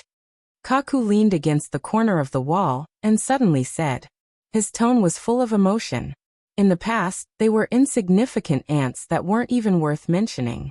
Now they had become top powerhouses that had surpassed them. It had to be said that the world was changing really fast. All the members lowered their heads when they heard this. They had mixed feelings, but it was hard to hide the bitterness in their hearts. That woman must have been taught by an expert. Perhaps because she was also a woman, Khalifa's intuition was exceptionally sharp. None of this is important. Lucci, who was resting silently in the corner, opened his eyes. Don't forget that our initial goal is only Pluton's blueprint. As for that woman, speaking of this, Lucci's calm face loosened, and his expression became a little gloomy. An insect had inexplicably become an existence that surpassed them. It would be strange if he didn't feel depressed. Not only that, but because of Nico and Robin's existence, their movements were restricted. Don't worry about that woman for the time being. The hesitation on his face turned into determination. Lucci's first choice for the mission was Pluton's blueprint. Although Akiji had ordered them to find a chance to arrest Nico Robin, that was only if there was a chance. Oh, I didn't expect that one day the mission would be terminated because of that woman. Kaku said loudly, full of resentment. A group of CP9 members, including Lucci, looked at him strangely. Kaku's tone of speech clearly showed the meaning of relief. It was more of a fear. The last time they met in secret, Akiji's face had obvious scars, and he said that the instigator was Nico Robin. Although there was suspicion of a sneak attack, not everyone can injure an admiral. At least, the CP9 can't do it. Only people who control armament hockey can attack a Logia user. However, who has the Pluto King's design? We have no clue at all. Khalifa sighed helplessly. Her tone was full of disappointment. After several years of lurking, they still haven't figured out who has Pluton's blueprint. Observe Nico Robin secretly. He is the only person in the world who can interpret the poneglyph. Maybe he has some clues. As for the person who spies on her, Lucci looked at Blueno. His meaning was self-evident. He is a Dordor fruit user. His ability is strange, no different from space travel. The task of investigation is always given to him. No problem, Blueno promised. After several orders were issued in succession, the small meeting of the CP9 ended. Everyone seemed to have never appeared, and the dark environment was quiet again. It's easy to deal with rookies who don't know hockey. After a few seconds of silence, a mocking voice spread out. White Zetsu's doppelganger broke out of the ground and looked at the people who had disappeared. He did not hide the sarcasm on his face. It is because you are rookies that it is easy to use you. White Zetsu is always careful when dealing with those who know hockey. His Kimbenshoku, observation, perception is extremely powerful. Once his existence is captured, he can't escape death.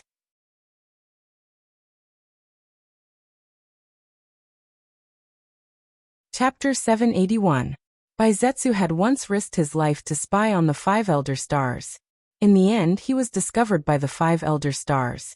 If it wasn't for Wu Chen's extensive and profound training techniques, which gave Baizetsu a powerful escape ability, He might have been killed more than 10 years ago. It's time to find Nico Robin. Remembering Dustless's instructions, Whitesetz's body once again dived into the ground. The stinky warehouse once again returned to its deathly silence. The only thing that remained was the incessant screeching of the rats, which filled the depressing abandoned warehouse with an oppressive atmosphere. Time flew by, and 3 days passed in a blink of an eye. Capable people do more work. Blueno, who was lurking in the dark, stared at several figures in front of him and sighed.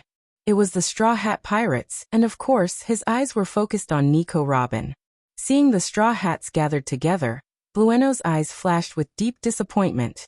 Just as he was about to retreat, Robin unexpectedly walked away alone. Blueno frowned tightly, and a flash of doubt flashed through his eyes. He remembered Lucci's instructions and followed her. Strange. She's a newcomer. What is she doing in this place? About half an hour later, Blueno followed Robin and came to a strange open place. It was deserted, and it was a plain area. There was no place to hide.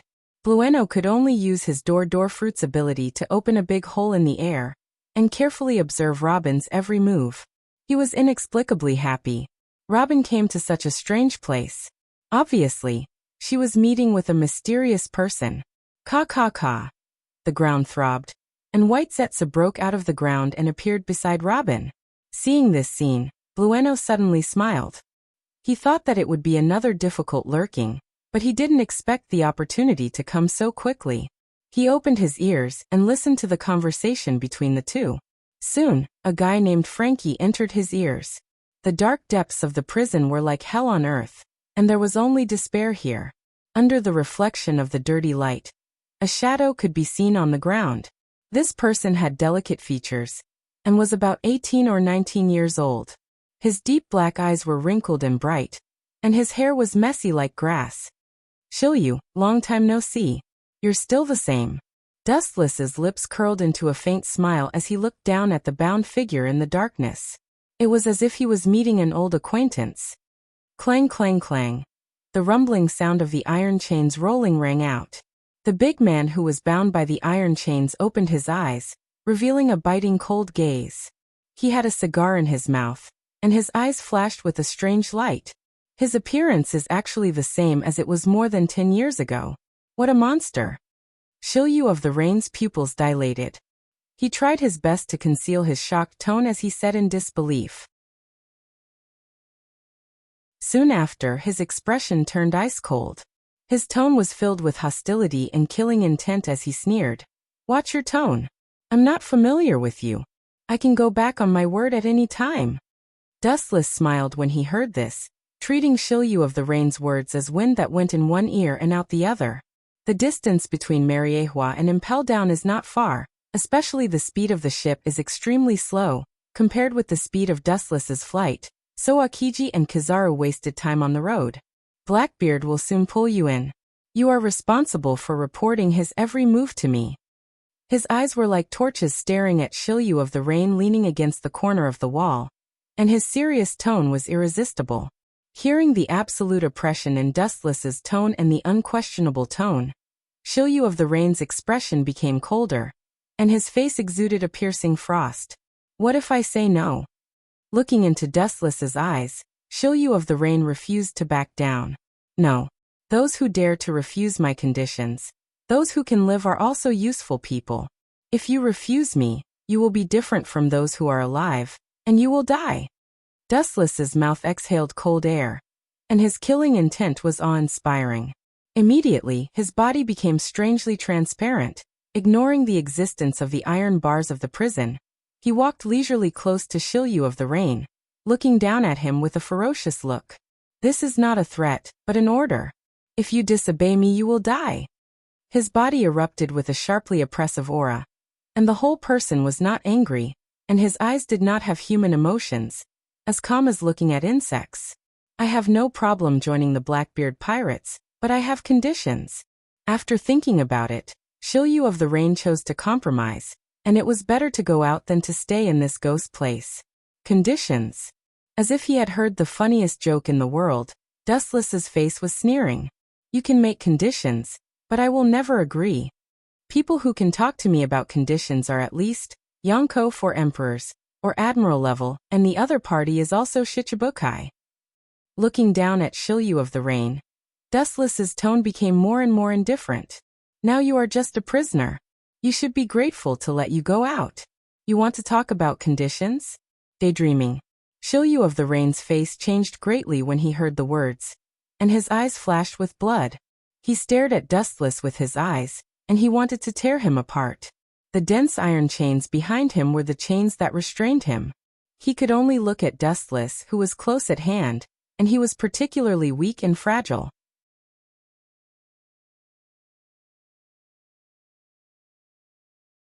Chapter 782. In the final analysis, it was fine to talk about conditions, but he had to show his strength. Otherwise, there was no need to talk about anything.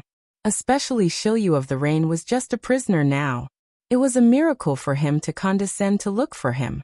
I can only talk about conditions with you when I have the same strength as you? Shilyu of the Rain's face was pale.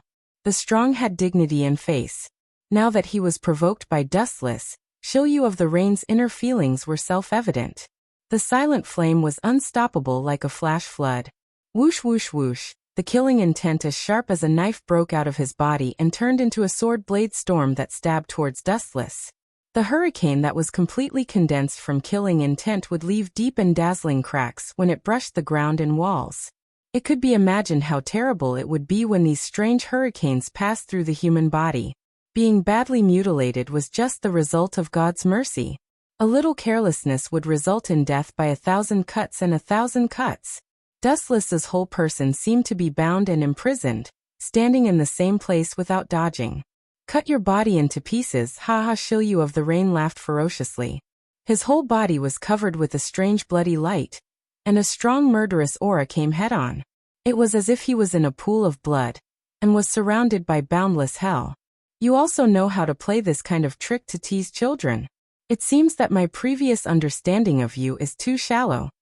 The materialized body suddenly turned into a virtual shadow. The oncoming cold wind swept past Dustless's body, and flew straight to the prison cell behind him. Clang clang clang. The hard fence left a shocking scratch mark. If it fell on the human body, it could easily cut off the body. Ah. I always thought that you were a little farsighted, but I didn't expect you to play such a ridiculous trick. It seems that you are also a short-sighted person.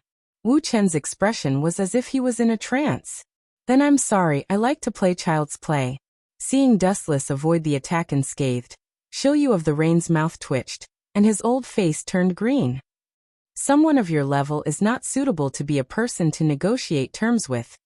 You even have the qualifications to be my subordinate. Wu Chen bluntly said as he sized up Shilyu of the Rain, who was about to vomit blood. Robin's strength was close to that of an admiral, that is, a quasi-admiral, and Hancock was also an admiral. As for Doflamingo, Hawkeye and Green Pepper, they were all generals. Even Hawkeye was stronger than the generals. Then shouldn't I feel honored to be chosen by you? Hearing this, Shilyu of the Rain, who immediately understood Dustless's meaning, was like a cat whose tail was stepped on. He almost roared back sarcastically. Of course you should feel honored. Dustless said as if it was a matter of course.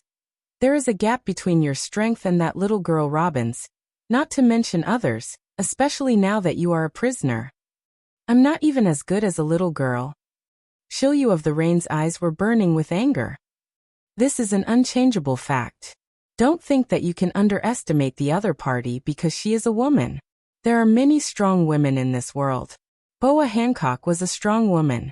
After Dustless's training, her strength reached the level of an admiral. And she also had Overlord Hockey, and the girls who later joined the Blackbeard Pirates were not ordinary goods. Not to mention the several women in the Dustless system. Their strengths were all people who shocked the world. You don't agree? Looking at Shilyu of the Rain with his eyes closed, Dustless asked. Shilyu of the Rain didn't answer, but continued to wander, treating Dustless as if he didn't exist, and even humming a song in his mouth to deliberately disgust him. But he didn't wait for long with Dustless's words. His face changed dramatically. If you don't agree, then I will beat you until you do. Shilyu of the Rain's face was gloomy. He suddenly opened his eyes and stared at the smiling Dustless. He roared madly like a wild beast. You want to take advantage of people when they are in danger? I am a prisoner now, you are a Marine. Your duty is to protect me, not to beat me. Hearing this, Dustless just smiled. His eyes turned strangely, and immediately under Shilyu of the Rain's horrified gaze, his eyes turned into a strange pentagram eyes. It is Dustless's eternal Mangekyo Sharingan. What an evil and gloomy feeling. What are those eyes? At the moment when eternal Mangekyo Sharingan appeared, Shilyu of the Rain, who was being stared at, had a feeling of falling into an ice cave, and the world around him was dead and desperate, as if he had come to the underworld. Shaking his head, Shilyu of the Rain had goosebumps all over his body, and he couldn't help sweating. He knew that this was an illusion caused by those evil eyes. Look at my eyes. In fact, it's just a matter of time to deal with you. Well, if I don't let you see the gap between us, you will always resist.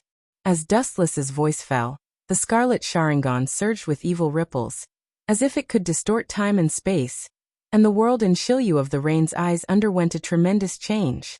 Tsukuyami. As Dustless's voice fell, Shilyu of the Rain suddenly fell to the ground, and his whole body was motionless, and he obviously lost consciousness. His whole body trembled slightly, as if he had encountered something terrible. Dustless's face was full of sneer and disdain. The human beings in this world can't understand the mystery of Sharingan at all. They only need to look at eternal Mangekyo Sharingan, and they will forever be addicted to the nightmare created by Sharingan.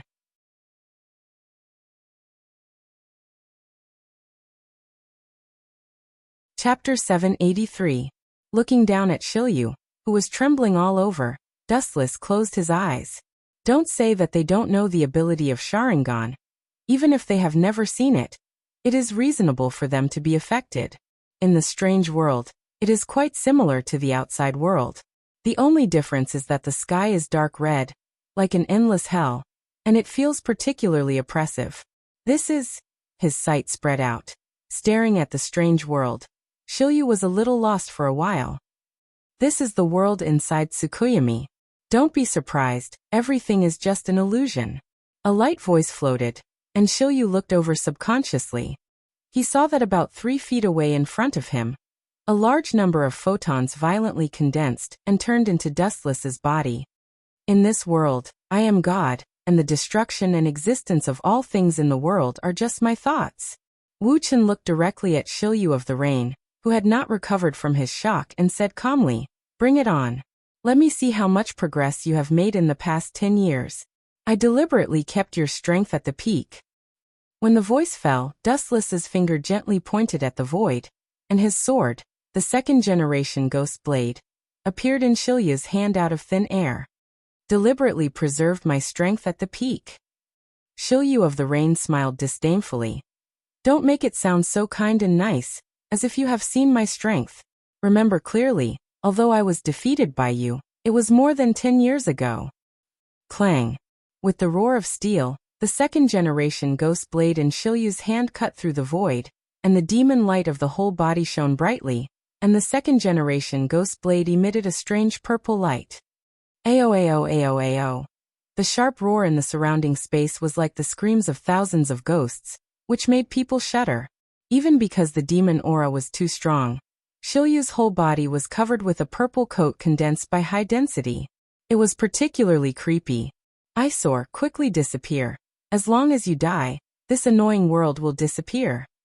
The hideous and almost distorted ugly face, across the bloody light, the second generation ghost in the hand of Shilyu of the Rain raised the sword. The blood-red chop cut through the void, and went straight to Dustless to devour. Ka ka ka.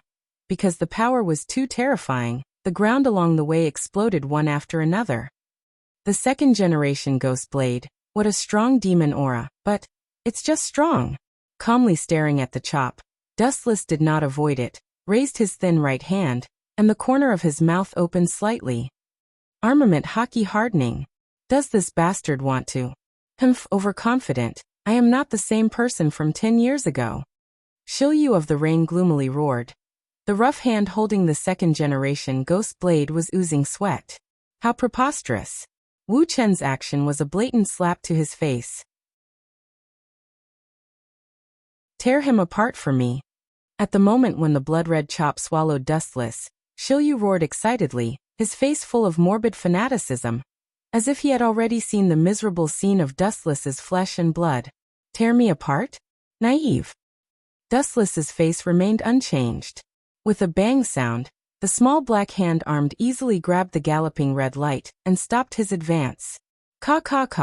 The blood-red powerful chop was obviously unwilling to give up, and the huge light released a demon light, madly impacting Dustless's right hand, and the strength gradually increased and increased, making a saw-like cutting sound, which made people's scalp numb.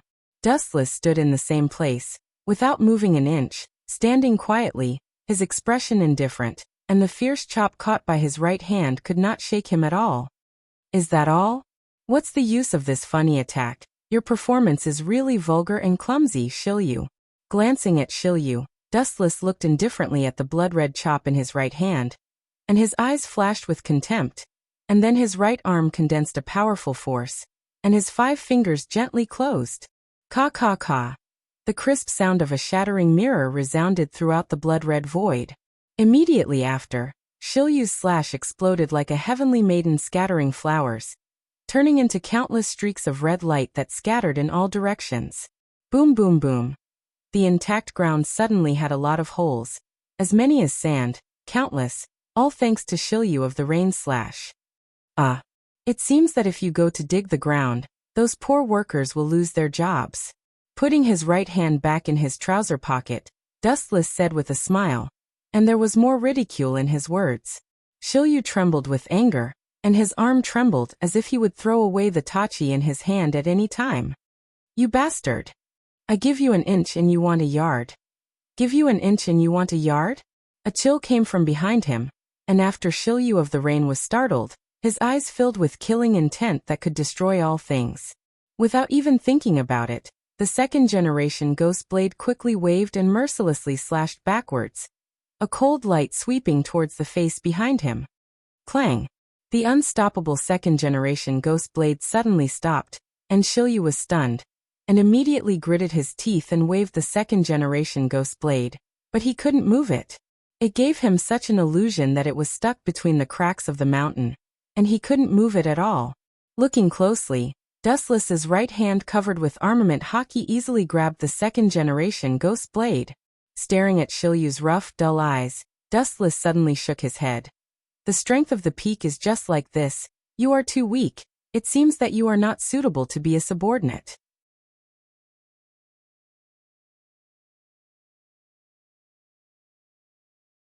Chapter 784. Gulp. Shilyu of the Rain was stunned, and his face was full of horror. He wiped his eyes with his other hand, thinking it was an illusion. Impossible, this must be some kind of witchcraft. The white and tender hand covered with armament hockey is clearly as exquisite as a little girl's fingers. The simple first impression is that it belongs to the fragile and powerless type. The power is surprisingly amazing. Not to mention pulling out the saber, even moving it was as difficult as ascending to the heavens. By the way, you just said that this world is composed of genjutsu. The scene in front of me must also be an illusion to fool people. You bastard cheated. A light flashed in his mind, and Shilyu of the Rain said to himself with certainty. Witchcraft? Illusion? Are you a kid who hasn't grown up?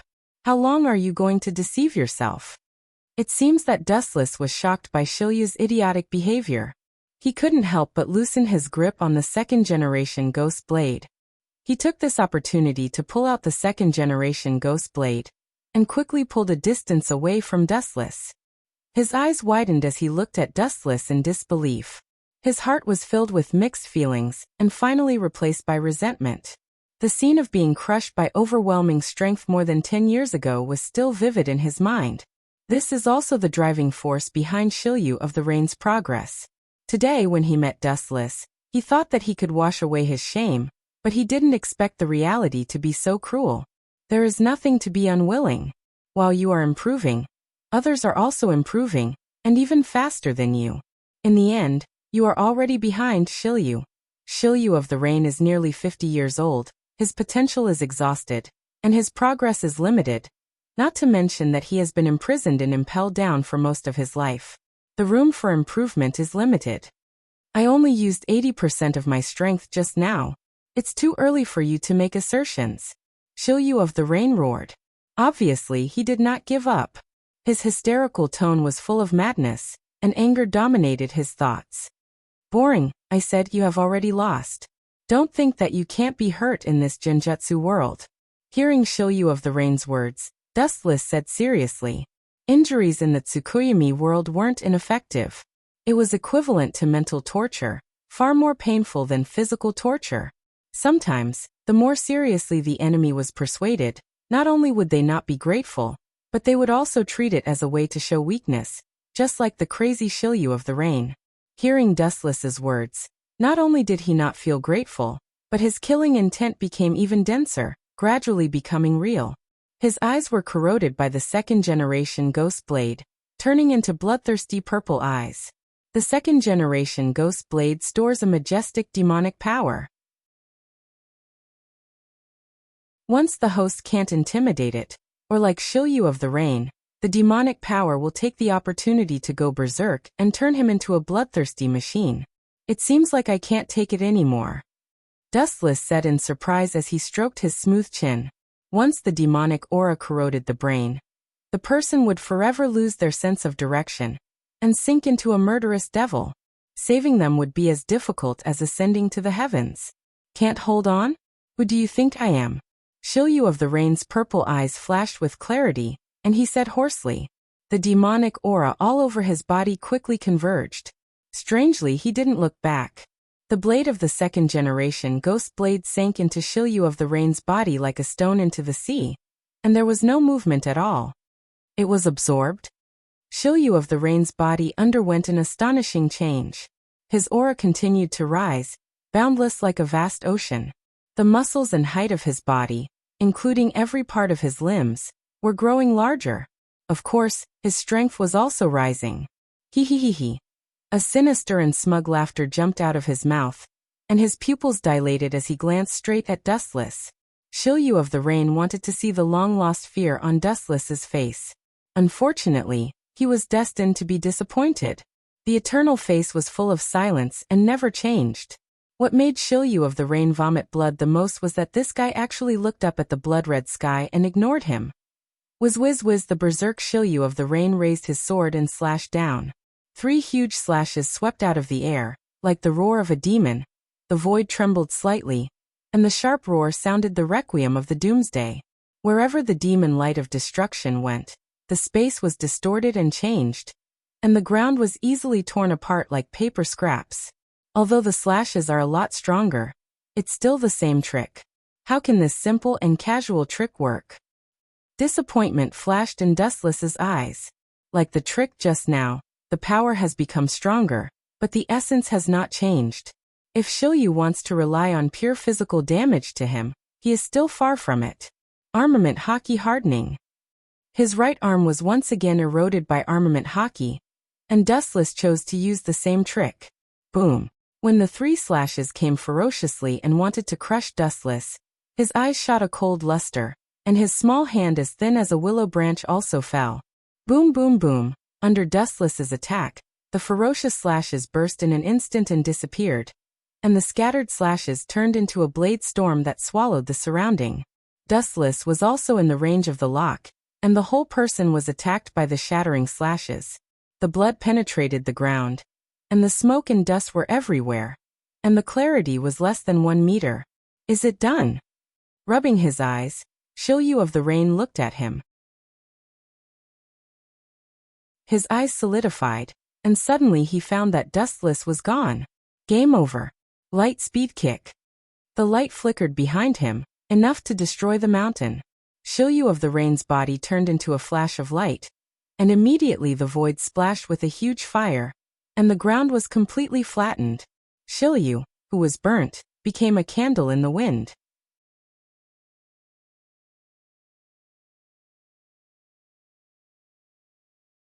Chapter 785. Staring blankly at the scorched Shilyu of the Rain, Dustless gently moved his limbs, and there was a crackling sound of bones. His pupils were like thousands of years of ice, without the slightest human emotion, only indifference and aloofness isolated from the world. Shilyu of the Rain's strength may be a nightmarish existence for others, but if he wants to rely on it to shake Dustless, he is setting himself on fire. Don't think it's over. In the world of illusion, the damage will also be transferred to the real body. Glancing at Shilyu of the Rain, who was pretending to be dead, Dustless disdainfully mocked. Looking up, he saw Shilyu of the Rain's body emitting hot steam, burned beyond recognition, exuding a pungent smell of meat, and the skin all over his body was burned in large areas, and the ending was unbearable to look directly at. Some people are like this, they have to court their own death. Originally, as long as he agreed to the conditions, Dustless could let him live in the future, but who would have thought that Shilyu of the Rain would do the opposite, and the end result was to ask for trouble. The road was his own choice, and no one forced Shilyu of the Rain. This is the gap between realms. Sure enough, pure passion can't make up for it. Shilyu of the Rain raised his head with difficulty, and looked up at Wu Chen's indifferent face. His eyes were always expressionless. Shilyu of the Rain's tone carried endless desolation and powerlessness. Some powerful enemies, as long as they work hard, with a sincere heart, it is only a matter of time before they catch up with him. However, some enemies, like Dustless of the super monster type, no matter how hard they try, they can't catch up with him in the end. Just like what Wu Chen had said before, while you were improving, others were no exception. Even the distance between them is not getting closer, but getting farther and farther. He can only watch silently. Still want to continue to struggle? Only by drifting with the tide can you survive. Challenging the wheel of fate is just asking for humiliation, just like you are now. Not only do you not get any return, but also a miserable scene of a stray dog. Looking at the embarrassed Shilyu of the Rain, Dustless said straightforwardly, Shilyu of the Rain's expression flashed a hint of struggle. He was Dustless's lackey. His arrogant heart could not accept it. He was also a famous swordsman. He could not swallow his anger if he was tamed without saying a word. After annihilating the Blackbeard pirates, I will set you free. Of course, if you're discovered by Blackbeard in advance and killed by him, you can only blame yourself for not being capable enough. Dustless shrugged. It had nothing to do with him. Strong people knew how to survive. On the other hand, if they couldn't survive, they could only be eliminated by history and swept into the garbage dump of the river of time. I promise you. Shilyu of the Rain's eyes changed rapidly, and he finally chose to compromise. Brave Surge's final fate was to be smashed to pieces. Are you really willing to let me go? Shilyu of the Rain doubted this. Turning his head and glancing at Shilyu of the Rain, Dustless nodded undeniably. He really didn't intend to embarrass this kid. After completing the task, he could choose to go to the ends of the earth. Using you as temporary. Even if you agree to be my subordinate, I won't take you in. His eyes were clear as water, and Dustless's tone was involuntarily convincing. Forget it. With a snort, Shilyu of the Rain was full of resentment and anger. Now he was still a prisoner. If he wanted to vent, at least he had to get out of this cage. Dustless was not the object of his complaints. How long will it take for me to get out? I have lived in this damn place for more than 10 years. If I stay for one more second, my body will vomit uncontrollably, Shilyu of the Rain said with a disgusted face. In Impel Down, since he lost to Magellan, the only thing that has not changed for more than 10 years is this broken cell that can't be broken again. This time, it has been more than 10 years. It may take a while. When the Warring States executes Whitebeard, Blackbeard should invade Impel Down during the short gap between the two forces. Now Blackbeard will not dare to attack Impel Down. Impel Down is full of experts, and the high-level battle power of the Marine headquarters will support at any time. At least wait until all the high-end battle power is restrained. Blackbeard will choose to wait for the opportunity to start. He is the kind of person who believes in being careful. How long will it take? Shilyu of the Rain's tone was low and full of dissatisfaction. You can let me out now. Don't waste precious time. It's no different from playing house. Hearing this, Wu Chen glanced at him and then explained softly, those who can't keep their cool are the little demons. You've been in prison for more than 10 years. 1 or 2 months won't matter much. How can you understand my feelings? Thinking of the experience in recent years, Shilyu of the Rain's forehead showed the blue veins, and the cold murderous aura instantly froze the moisture in the atmosphere. The more powerful a prisoner was, the more they would be exploited. A tiger that fell from the sky would be bullied by dogs. This was what it meant. After being imprisoned for so many years, any random cat or dog would shout at Shilyu of the Rain. Quietly looking at Shilyu of the Rain's expression, Dustless can also sigh. The prisoners in Impel Down have been cruelly exploited, and their hatred for the Marine and the government is even deeper. Once this group of tigers breaks out of the cage, they will instinctively attack the Marine without the guidance of others, because the two sides have left an indelible hatred.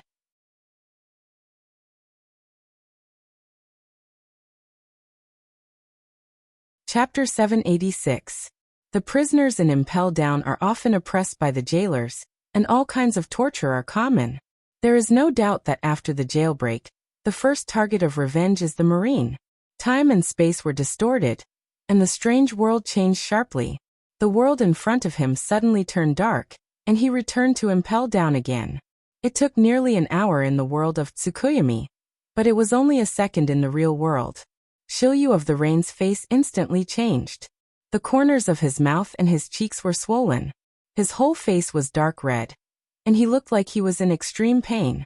It seemed that something was about to break out of his mouth, and blood overflowed from the corner of his mouth. Poochie. The damaged ground was covered with large bloodstains, and the air was filled with a pungent smell. Shilyu was lying on the ground with a pale face, and it was difficult for him to move his body. Is this the sequelae of being hit hard in the world of Tsukuyomi? Shilyu's spirit suffered a heavy blow, and he was on the verge of collapse. Not to mention moving his body, even breathing was dozens of times more difficult. His throat and nostrils seemed to be blocked, and his body was cold, and he had an illusion that he was about to suffocate. There was also a burst of tingling pain all over his body, like hundreds of millions of needles, and every inch of his skin was damaged. I tried my best to suppress the power of the lightspeed kick, but I didn't expect that in the end, it would cause such a consequence. Tsukuyomi world suffered a spiritual attack, and the physical attack caused by the lightspeed kick was also converted into a spiritual attack. Shilyu's appearance was normal because of the full force of the lightspeed kick. No, the reason is not me at all. The fundamental problem is still with you. Yan's eyes were like torches, and there was a sharp edge. My problem. Shilyu was stunned when he heard the words, and then he raised his head and looked at Yan's black eyes. His painful eyes were confused, and he asked without thinking, "What do you mean? Don't beat around the bush." The luster in his eyes was as bright as the stars in the sky. Wu Chen saw the truth with a single glance. At first, I classified your strength as at the level of a general, but, according to the current situation, you haven't reached the level of a general yet. Now it seems that all my previous speculations were just my own wishful thinking. Dustless's eyes could not help but darken as he spoke in disappointment. Hearing this, Shilyu of the Rain's old face twitched, and his internal organs once again rolled up a stormy wave, and a hot current surged up like a volcanic eruption. Poochie. A large mouthful of pungent scarlet blood burst out of his mouth again. Shilyu of the Rain clenched his teeth tightly. He thought that Dustless was going to say something big, but it turned out that he was just mocking him for being weak. After more than 10 years, he had not even reached the level of a general. Don't think that the general is a big idiot. There are only a few in the world. Shilyu of the Rain's yellow teeth were bleeding, and he argued angrily. He faintly glanced at Shilyu of the Rain. In the darkness of the cell, his deep eyes were even more charming and sparkling. That's why I said it was my wishful thinking. As his voice fell, a large number of photons floated out of Dustless's body, ignoring the existence of the prison bars, and leisurely walked out of Shilyu of the Rain's independent cell. You'd better abide by your promise, or else. Dustless's eyes flashed with cold light, and his meaning was self-evident. He turned his head and glanced at Shilyu of the Rain. At this moment, he tried to stand up. He tried several times in succession, but in the end, Dustless still failed, and could only quietly stick to the ground. Or else what? Shilyu of the Rain asked in a hoarse voice. The world is so big, boundless. If I want to run to a deserted island and live in seclusion, you can't do anything about it. His tone was full of pride, and Shilyu of the Rain said confidently, the islands in the world were as many as the stars in the sky, countless. If he hid in one of them and lived a peaceful life, Dustless would also be helpless. Naive. Dustless's mouth was slightly raised, and his face was full of ridicule. In fact, the fastest person to die in the world is someone like you who likes to be smart. I advise you not to seek your own death. My good temper has a time limit. Without waiting for Shilyu of the Rain to speak, Dustless moved and walked toward the black tunnel ahead, which was the only way out of Impel Down. Do you think you are a god? Why wouldn't I dare? As if he had suffered an unprecedented humiliation, Shilyu of the Rain actually stood up by nerve reflex, gnashing his teeth and roaring at Dustless's gradually disappearing figure. Because of excessive indignation, his tone was a little sharp. If you think you have a long life, you can try. 3 days passed in the blink of an eye. Water 7, Frankie's house. In a huge open space with no people around, the strangely shaped house was clearly visible. The people who saw it behaved abnormally, and they all changed their faces and left. Frankie's name was well known in Water 7, and everyone called him a pervert. Unfortunately, this guy's face was unprecedented. He was not ashamed but proud. He led a group of younger brothers to play all day long. About 30 meters away from Frankie's house, a group of figures loomed. Their figures were different from normal humans, and their eyes flashed with a cold light. Obviously, they were not a group of good people.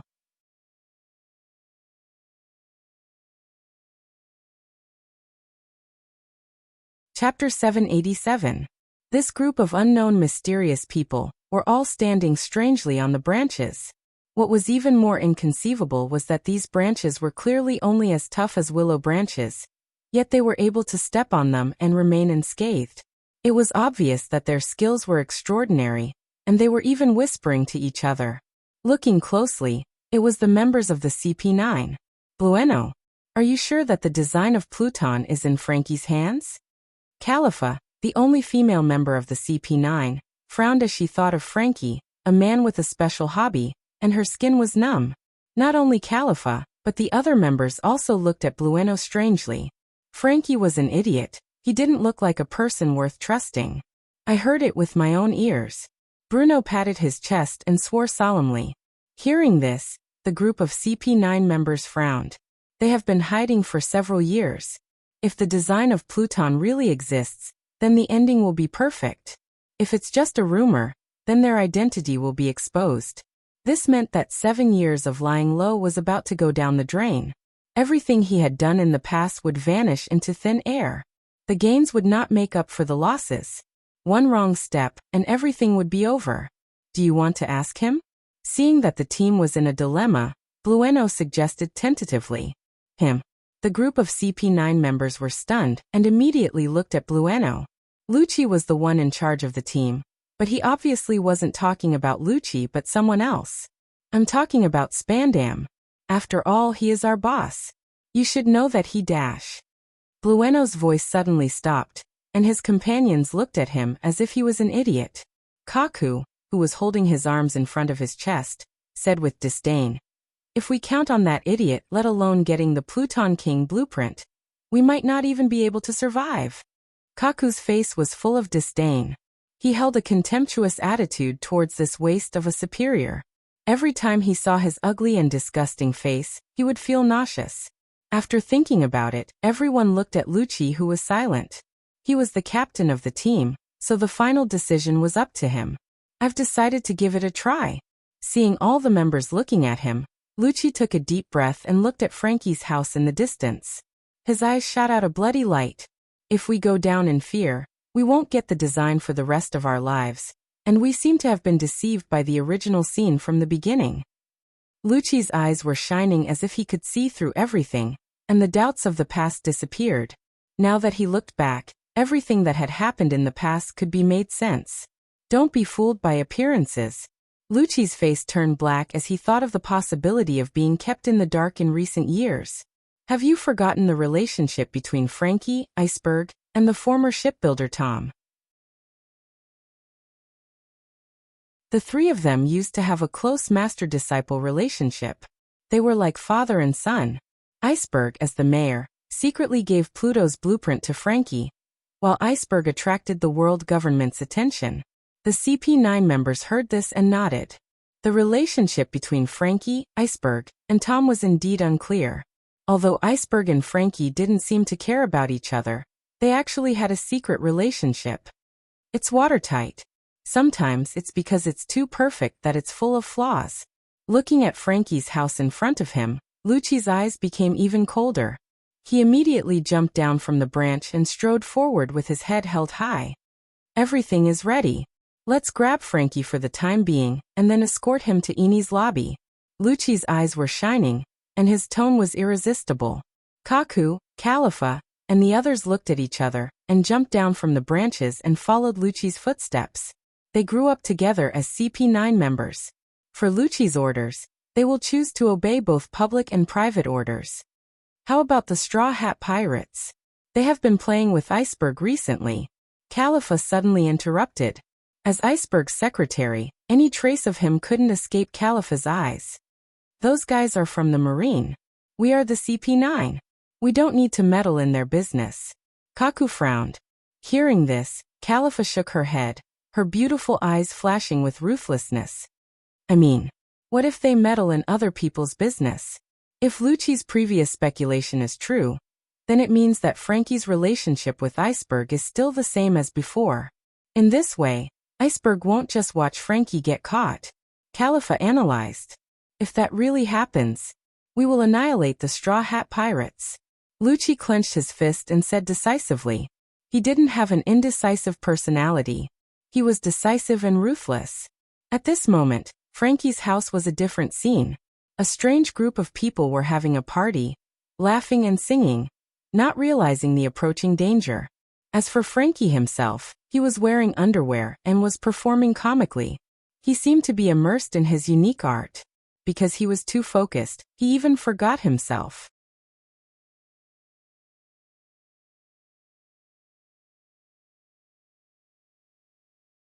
Chapter 788.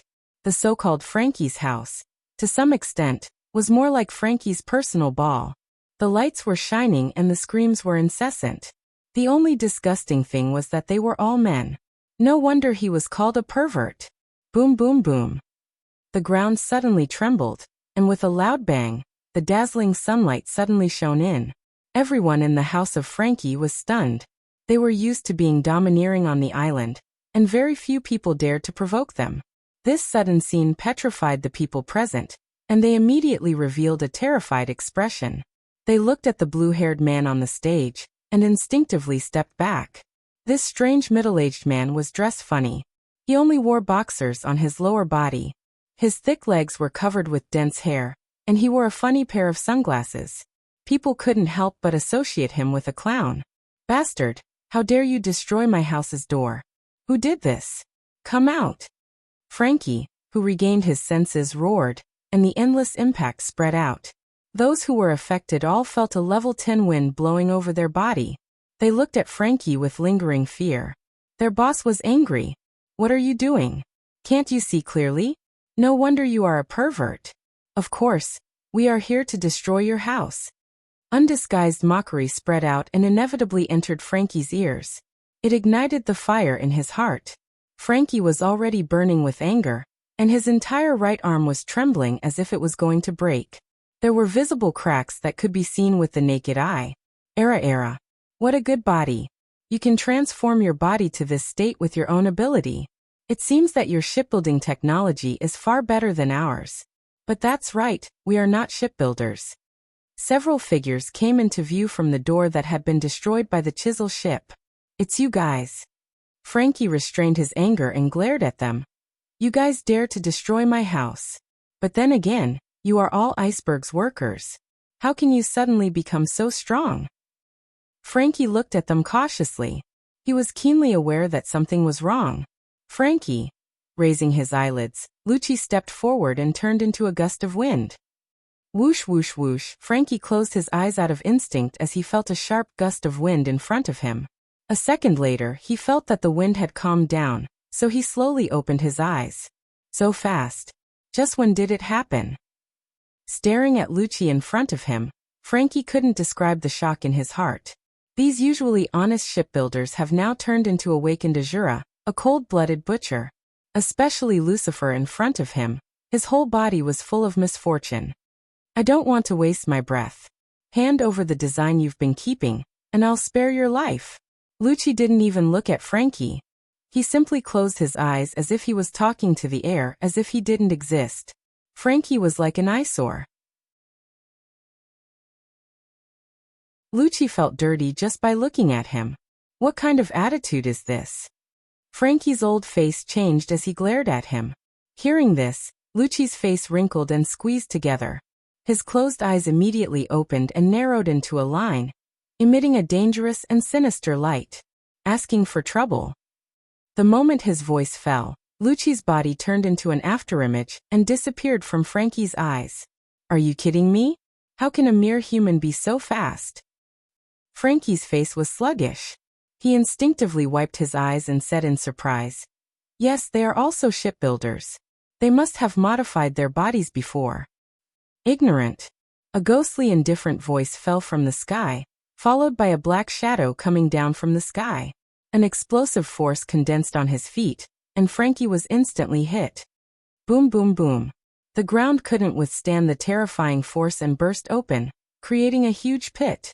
An invisible shockwave spread out, and the strangely shaped Frankie's house collapsed like paper. The dazzling sunlight entered everyone's eyes. Everyone raised their hands to block the erosion of the light. They all looked at the shocking scene in silence. Boss has been killed. Run. People's hearts were fragile. Seeing their boss Frankie get killed so easily, these fence-sitters started to flee. Lucci's eyes were filled with a cold light as he looked at the rest of the CP9 members with a cold look. That means he wants to kill all of them. How?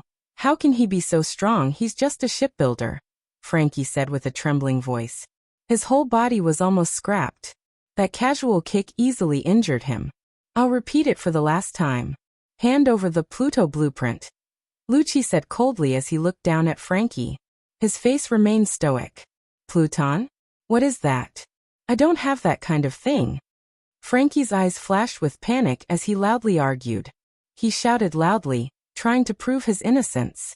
Sure enough, it's in this guy's hands. A faint smile appeared on Lucci's face as he noticed Frankie's panic. The CP9 has been lurking in Water 7 for several years just for the Pluton blueprint.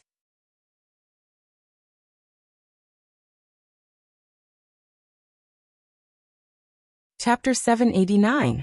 Lucci's eyes were like an eagle's. His sharp eyes overflowed with a threatening light. Under these eyes, nothing could hide. Frankie's biggest secret was completely exposed to Lucci's eyes. Sorry, what do you mean? I don't understand. Frankie said with a straight face. Hearing this, Lucci's frozen face loosened, revealing a rare faint smile. He withdrew his leg from Frankie's body and replaced it with a playful expression. Ah! The blood-curdling screams in the surroundings were chilling and horrifying. The sorrowful cries that sounded like they were better off dead were filled with a deep sense of despair. Looking carefully, the surrounding ground was soaked with pungent blood. It was like purgatory on earth. There were also many dismembered corpses and severed limbs. Frankie's minions were easily crushed by Lucci's CP9. They didn't even have the power to fight back. These rookies couldn't do anything at all. Stop it, you bastards. Hearing the miserable screams, Frankie's eyes turned red as he roared sharply, his tone filled with hysteria. As you wish, all of you stop. Lucci's powerful voice spread, stopping the CP9 from slaughtering Frankie's men, and immediately said, as a reward, you should also tell us the whereabouts of the Pluton design. I don't know. Frankie argued with a red face. Is that so? Hearing this, the corner of Lucci's mouth once again flashed a devilish smile. He waved his right hand with great momentum, and the miserable scream once again resounded throughout the sky. The CP9 once again began to slaughter Frankie's men. Bastard, let go of me, I'll tear you apart alive. Frankie roared angrily, his words were full of hatred. He wanted to tear Lucci and the members of the CP9 to pieces and burn their bones to ashes. You. Lucci looked at Lucci expressionlessly. Looking at his mechanical right arm, Lucci's eyes flickered with cold light. He suddenly lifted his right foot, and a silver flash appeared. Rankyaku. The white light was as sharp as a blade, and no one dared to look directly at it. It could easily tear the ground apart, and it immediately kicked towards Frankie's mechanical right arm. Kacha, his right arm was instantly obliterated and turned into a pile of scrap metal. You should be more obedient this way. Lucci retracted his right foot and looked down at the ferocious Frankie. Lucci calmly said as if he had done something insignificant, and remained calm from beginning to end. Who the hell are you, bastard? Frankie suppressed the shock in his heart. Remembering the importance of Pluto, he could only choose to ignore the death of his subordinates. A lot of people are coming. Let's retreat for now. As long as we bring Frankie with us, the Pluto King's design will fall into our hands sooner or later. Kaku cautiously said. Frankie wouldn't speak for a while, and there was already a large group of people coming, so there was no need to waste time. Lucci pondered for a few seconds before nodding slightly. Frankie was clearly stalling for time. It was best to take him away. In the blink of an eye, 3 days had passed. Lucci and the others also arrived at Ini's lobby from Water 7. They thought they would be greeted by their boss, Spandam, but they didn't expect to be greeted by another nightmare. Ah, you are finally back. I have been waiting for 4 days. Dustless had a smile on his face as he waved at Lucci and the others. As for Spandam, he was standing next to Dustless. He was obviously the boss of the CP9, but in an instant, he became Dustless's foil. The faces of the CP9 members changed. Their faces were gloomy, but they could only smile awkwardly. Their ugly faces had a bright smile. It was enough to see how forced their smiles were. In the past, Mariehua and Dustless left an indelible impression on them. Invincible strength, and an exaggerated identity that could shake the world with a stomp of his feet. Everything was enough for them to look up to. This guy is Frankie, right? Dustless asked as he stared at the steel freak with interest. Lucci and the others' faces stiffened. They immediately looked at each other and nodded. It was impossible to hide it. They were afraid that the idiot Spandam would tell the whole story to Dustless. You guy. When Dustless appeared, Frankie stared at him. He felt like he had seen him before. Then he remembered that Dustless was already famous in the world when he was only in his 20s. He often read about him in the newspapers. He was a mysterious general who had become a legend. Marine Admiral? Frankie was silent for a long time before he suddenly realized that Dustless hasn't changed in the past decade. His appearance has always been the same as when he was 17 or 18 years old. You are smart. After glancing at Frankie, Dustless looked straight into his eyes and said threateningly, If you picked it up, then hand over the Pluto blueprint. I guarantee that you won't have to worry about food and clothing in the future. Otherwise, you will be imprisoned forever. Lucci and the others' faces changed.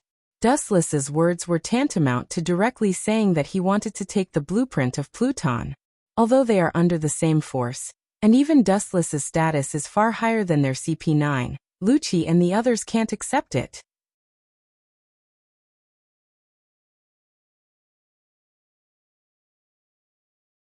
Chapter 790.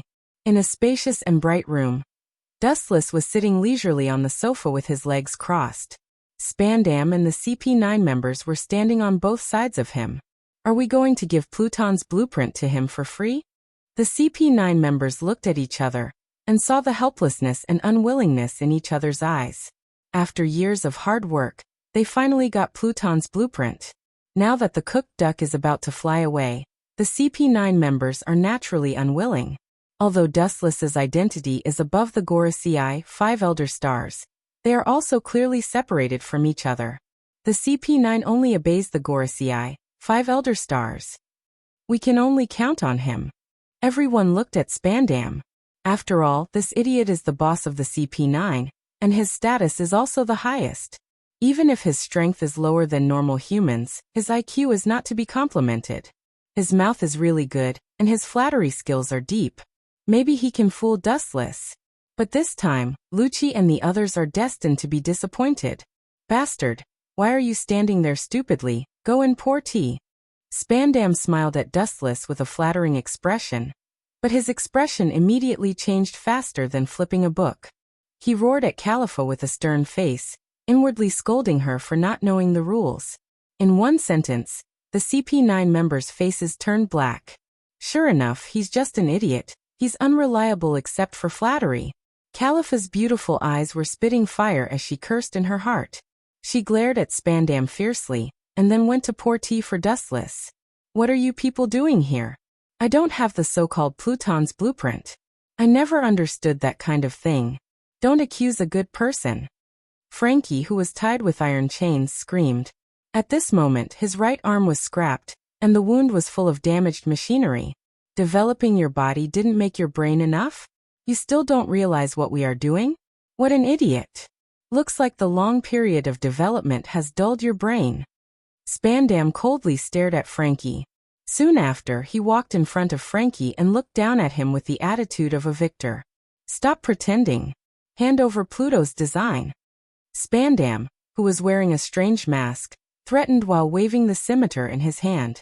Lucci and others did not hesitate to expose their identity as undercover agents to bring him back, which means that Pluton's blueprint is on him. There's no need to threaten him.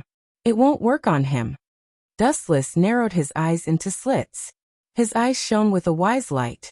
Frankie looked like a rough person, but in reality he was very careful. Threats had no effect on him. At this moment, everyone's attention was focused on Frankie. Those who were attentive would notice that Dustless's eyes were faintly changing. Something is wrong. Frankie, did I remember it wrong? Wuchen's three-tomo Sharingan rolled around as he noticed that Frankie's body was empty and frowned. If he remembered correctly in the original work, Frankie hid the blueprint in his body. However, with his Sharingan's perverted insight, Dustless didn't notice the existence of Pluto's blueprint hidden in his body. Dustless closed his eyes and recalled what happened in the past few days. His eyes shone with a wise light. He already had a vague idea of what was going on. This matter was obviously unusual. Since it's not in Frankie's body, I'm afraid it's probably in their bodies. The corner of his eyes looked at Lucci and the others. In the past few days, the only people who came in contact with Frankie were Spandam and CP9. There was no doubt that it was taken by one of them. This is interesting. Dustless had a strange smile on his face as he muttered to himself. Although it was just an unfounded guess, the only people who came in contact with Frankie in the past few days were them. Pluto's blueprint must be related to these people. This drama is not bad. I can barely watch it. Ignoring the existence of Spandam, Dustless locked his eyes on Lucci. Although no one knew what happened in Water 7, and the CP9 killed almost everyone on the scene, White Zetsu, who was spying in the dark, recorded the details of the battle. Rob Lucci killed Frankie alone, and destroyed half of his arm. This guy is the biggest suspect. Maybe Pluto's blueprint was already in Lucci's hands, but he happened to meet Dustless and chose not to talk about it. At the same time, Califa walked over elegantly with a fragrant hot tea. The little girl's tea is good. As the strongest person in Eni's lobby, he was naturally the first one to enjoy it, followed by Spandam, Lucci, and the others. The Marine attaches great importance to the division of ranks, and so does Eni's lobby. Give me a cup too, Frankie said with a dry mouth. He had been tortured for the past few days, and his stomach started to growl in protest before he even had a chance to eat anything. Oh yes, I don't want tea. It's better to have a cup of cola. Of course, not a mini one like yours. If possible, I want a big deluxe version. Hearing this, everyone's face turned gloomy. Even Dustless's calm mind couldn't help but tremble slightly. This bastard doesn't have any awareness of being a captive.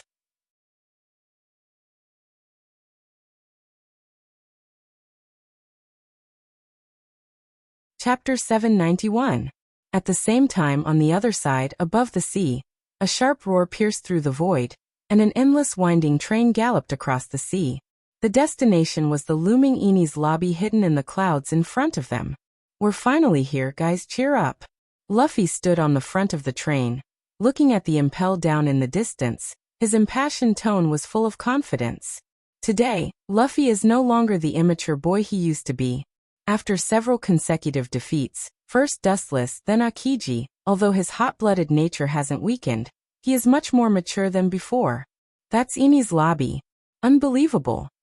Usopp's face was sluggish. The distant Enies Lobby was hidden in the clouds as if it was floating in the sky, and the visual conflict was particularly shocking.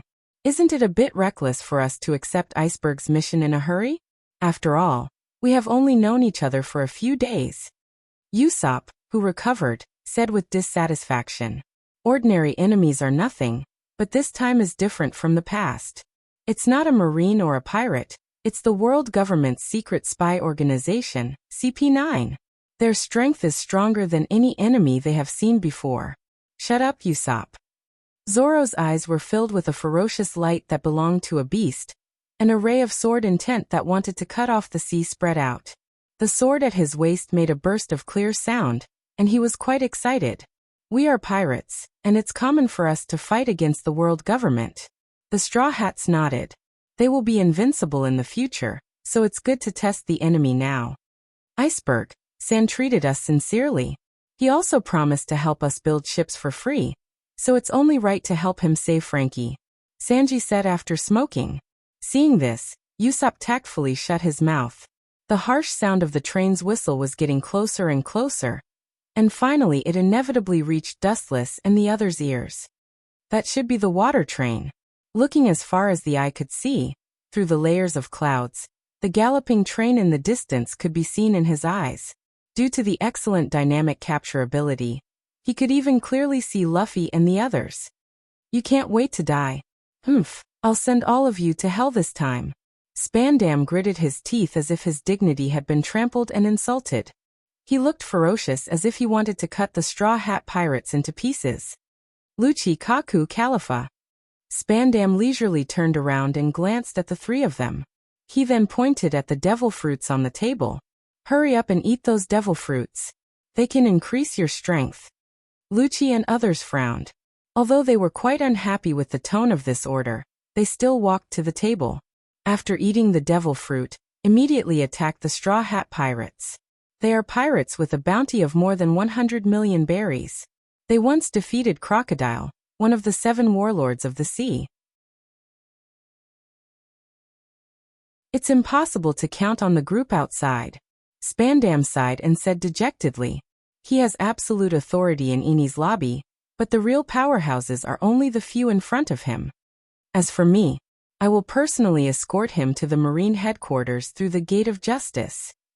There are countless ways to make this idiot speak. Spandam's eyes flashed with cruelty as he sneered. A group of CP9 members looked at Spandam speechlessly. This guy is too shameless. He obviously wanted to take advantage of the situation and run to the Marine headquarters to take the lead, but he still said such righteous words. Shameless. Hearing this, Dustless looked at him deeply, and then lay down on the sofa to rest. Boom. Boom. Boom. The chaotic and depressing shelling resounded through the sky. Enies Lobby suddenly splashed a secret fire, and the ground trembled slightly. The direction of the shelling was the train on the sea. Wouch. The powerful shelling suddenly exploded where Dustless and the others were. Boom. The harsh roar was particularly oppressive. Lucci, Dustless, and others were fine. Only Spandam was so scared that his legs were weak. If it weren't for the presence of Dustless, he would have run away. Hurry up and attack the Straw Hat Pirates. I will send Frankie to the Gate of Justice first. Spandam said with a pale face and immediately dragged Frankie out. The doubt in Wu Chen's eyes turned into understanding. Up to this point, he had already guessed the whereabouts of Pluto's design blueprint. It was exactly as he thought. It was among these people, but someone played a little trick to get it in advance. Hurry up. In the dark tunnel, there was an angry shout. There was no doubt that only Frankie and Spandam were connected to the Gate of Justice. Don't try to stall for time. Be careful or I'll send people to kill everyone in Water 7. That's your hometown. You don't want your hometown to sink. Since that's the case, you better be sensible. Spandam warned coldly. His tone was full of endless violence. Spandam, the child's play is over. Call out what I want.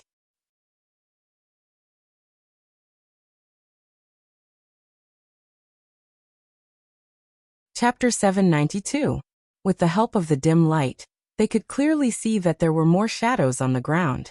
They were confronting Frankie and Spandam. The shadow stood in the darkness like a javelin, showing no fear at all. Mr. Admiral, Spandam was startled, and the panic in his eyes disappeared in a flash. He immediately smiled and said, "Could it be that you want to personally escort Frankie? Thank you."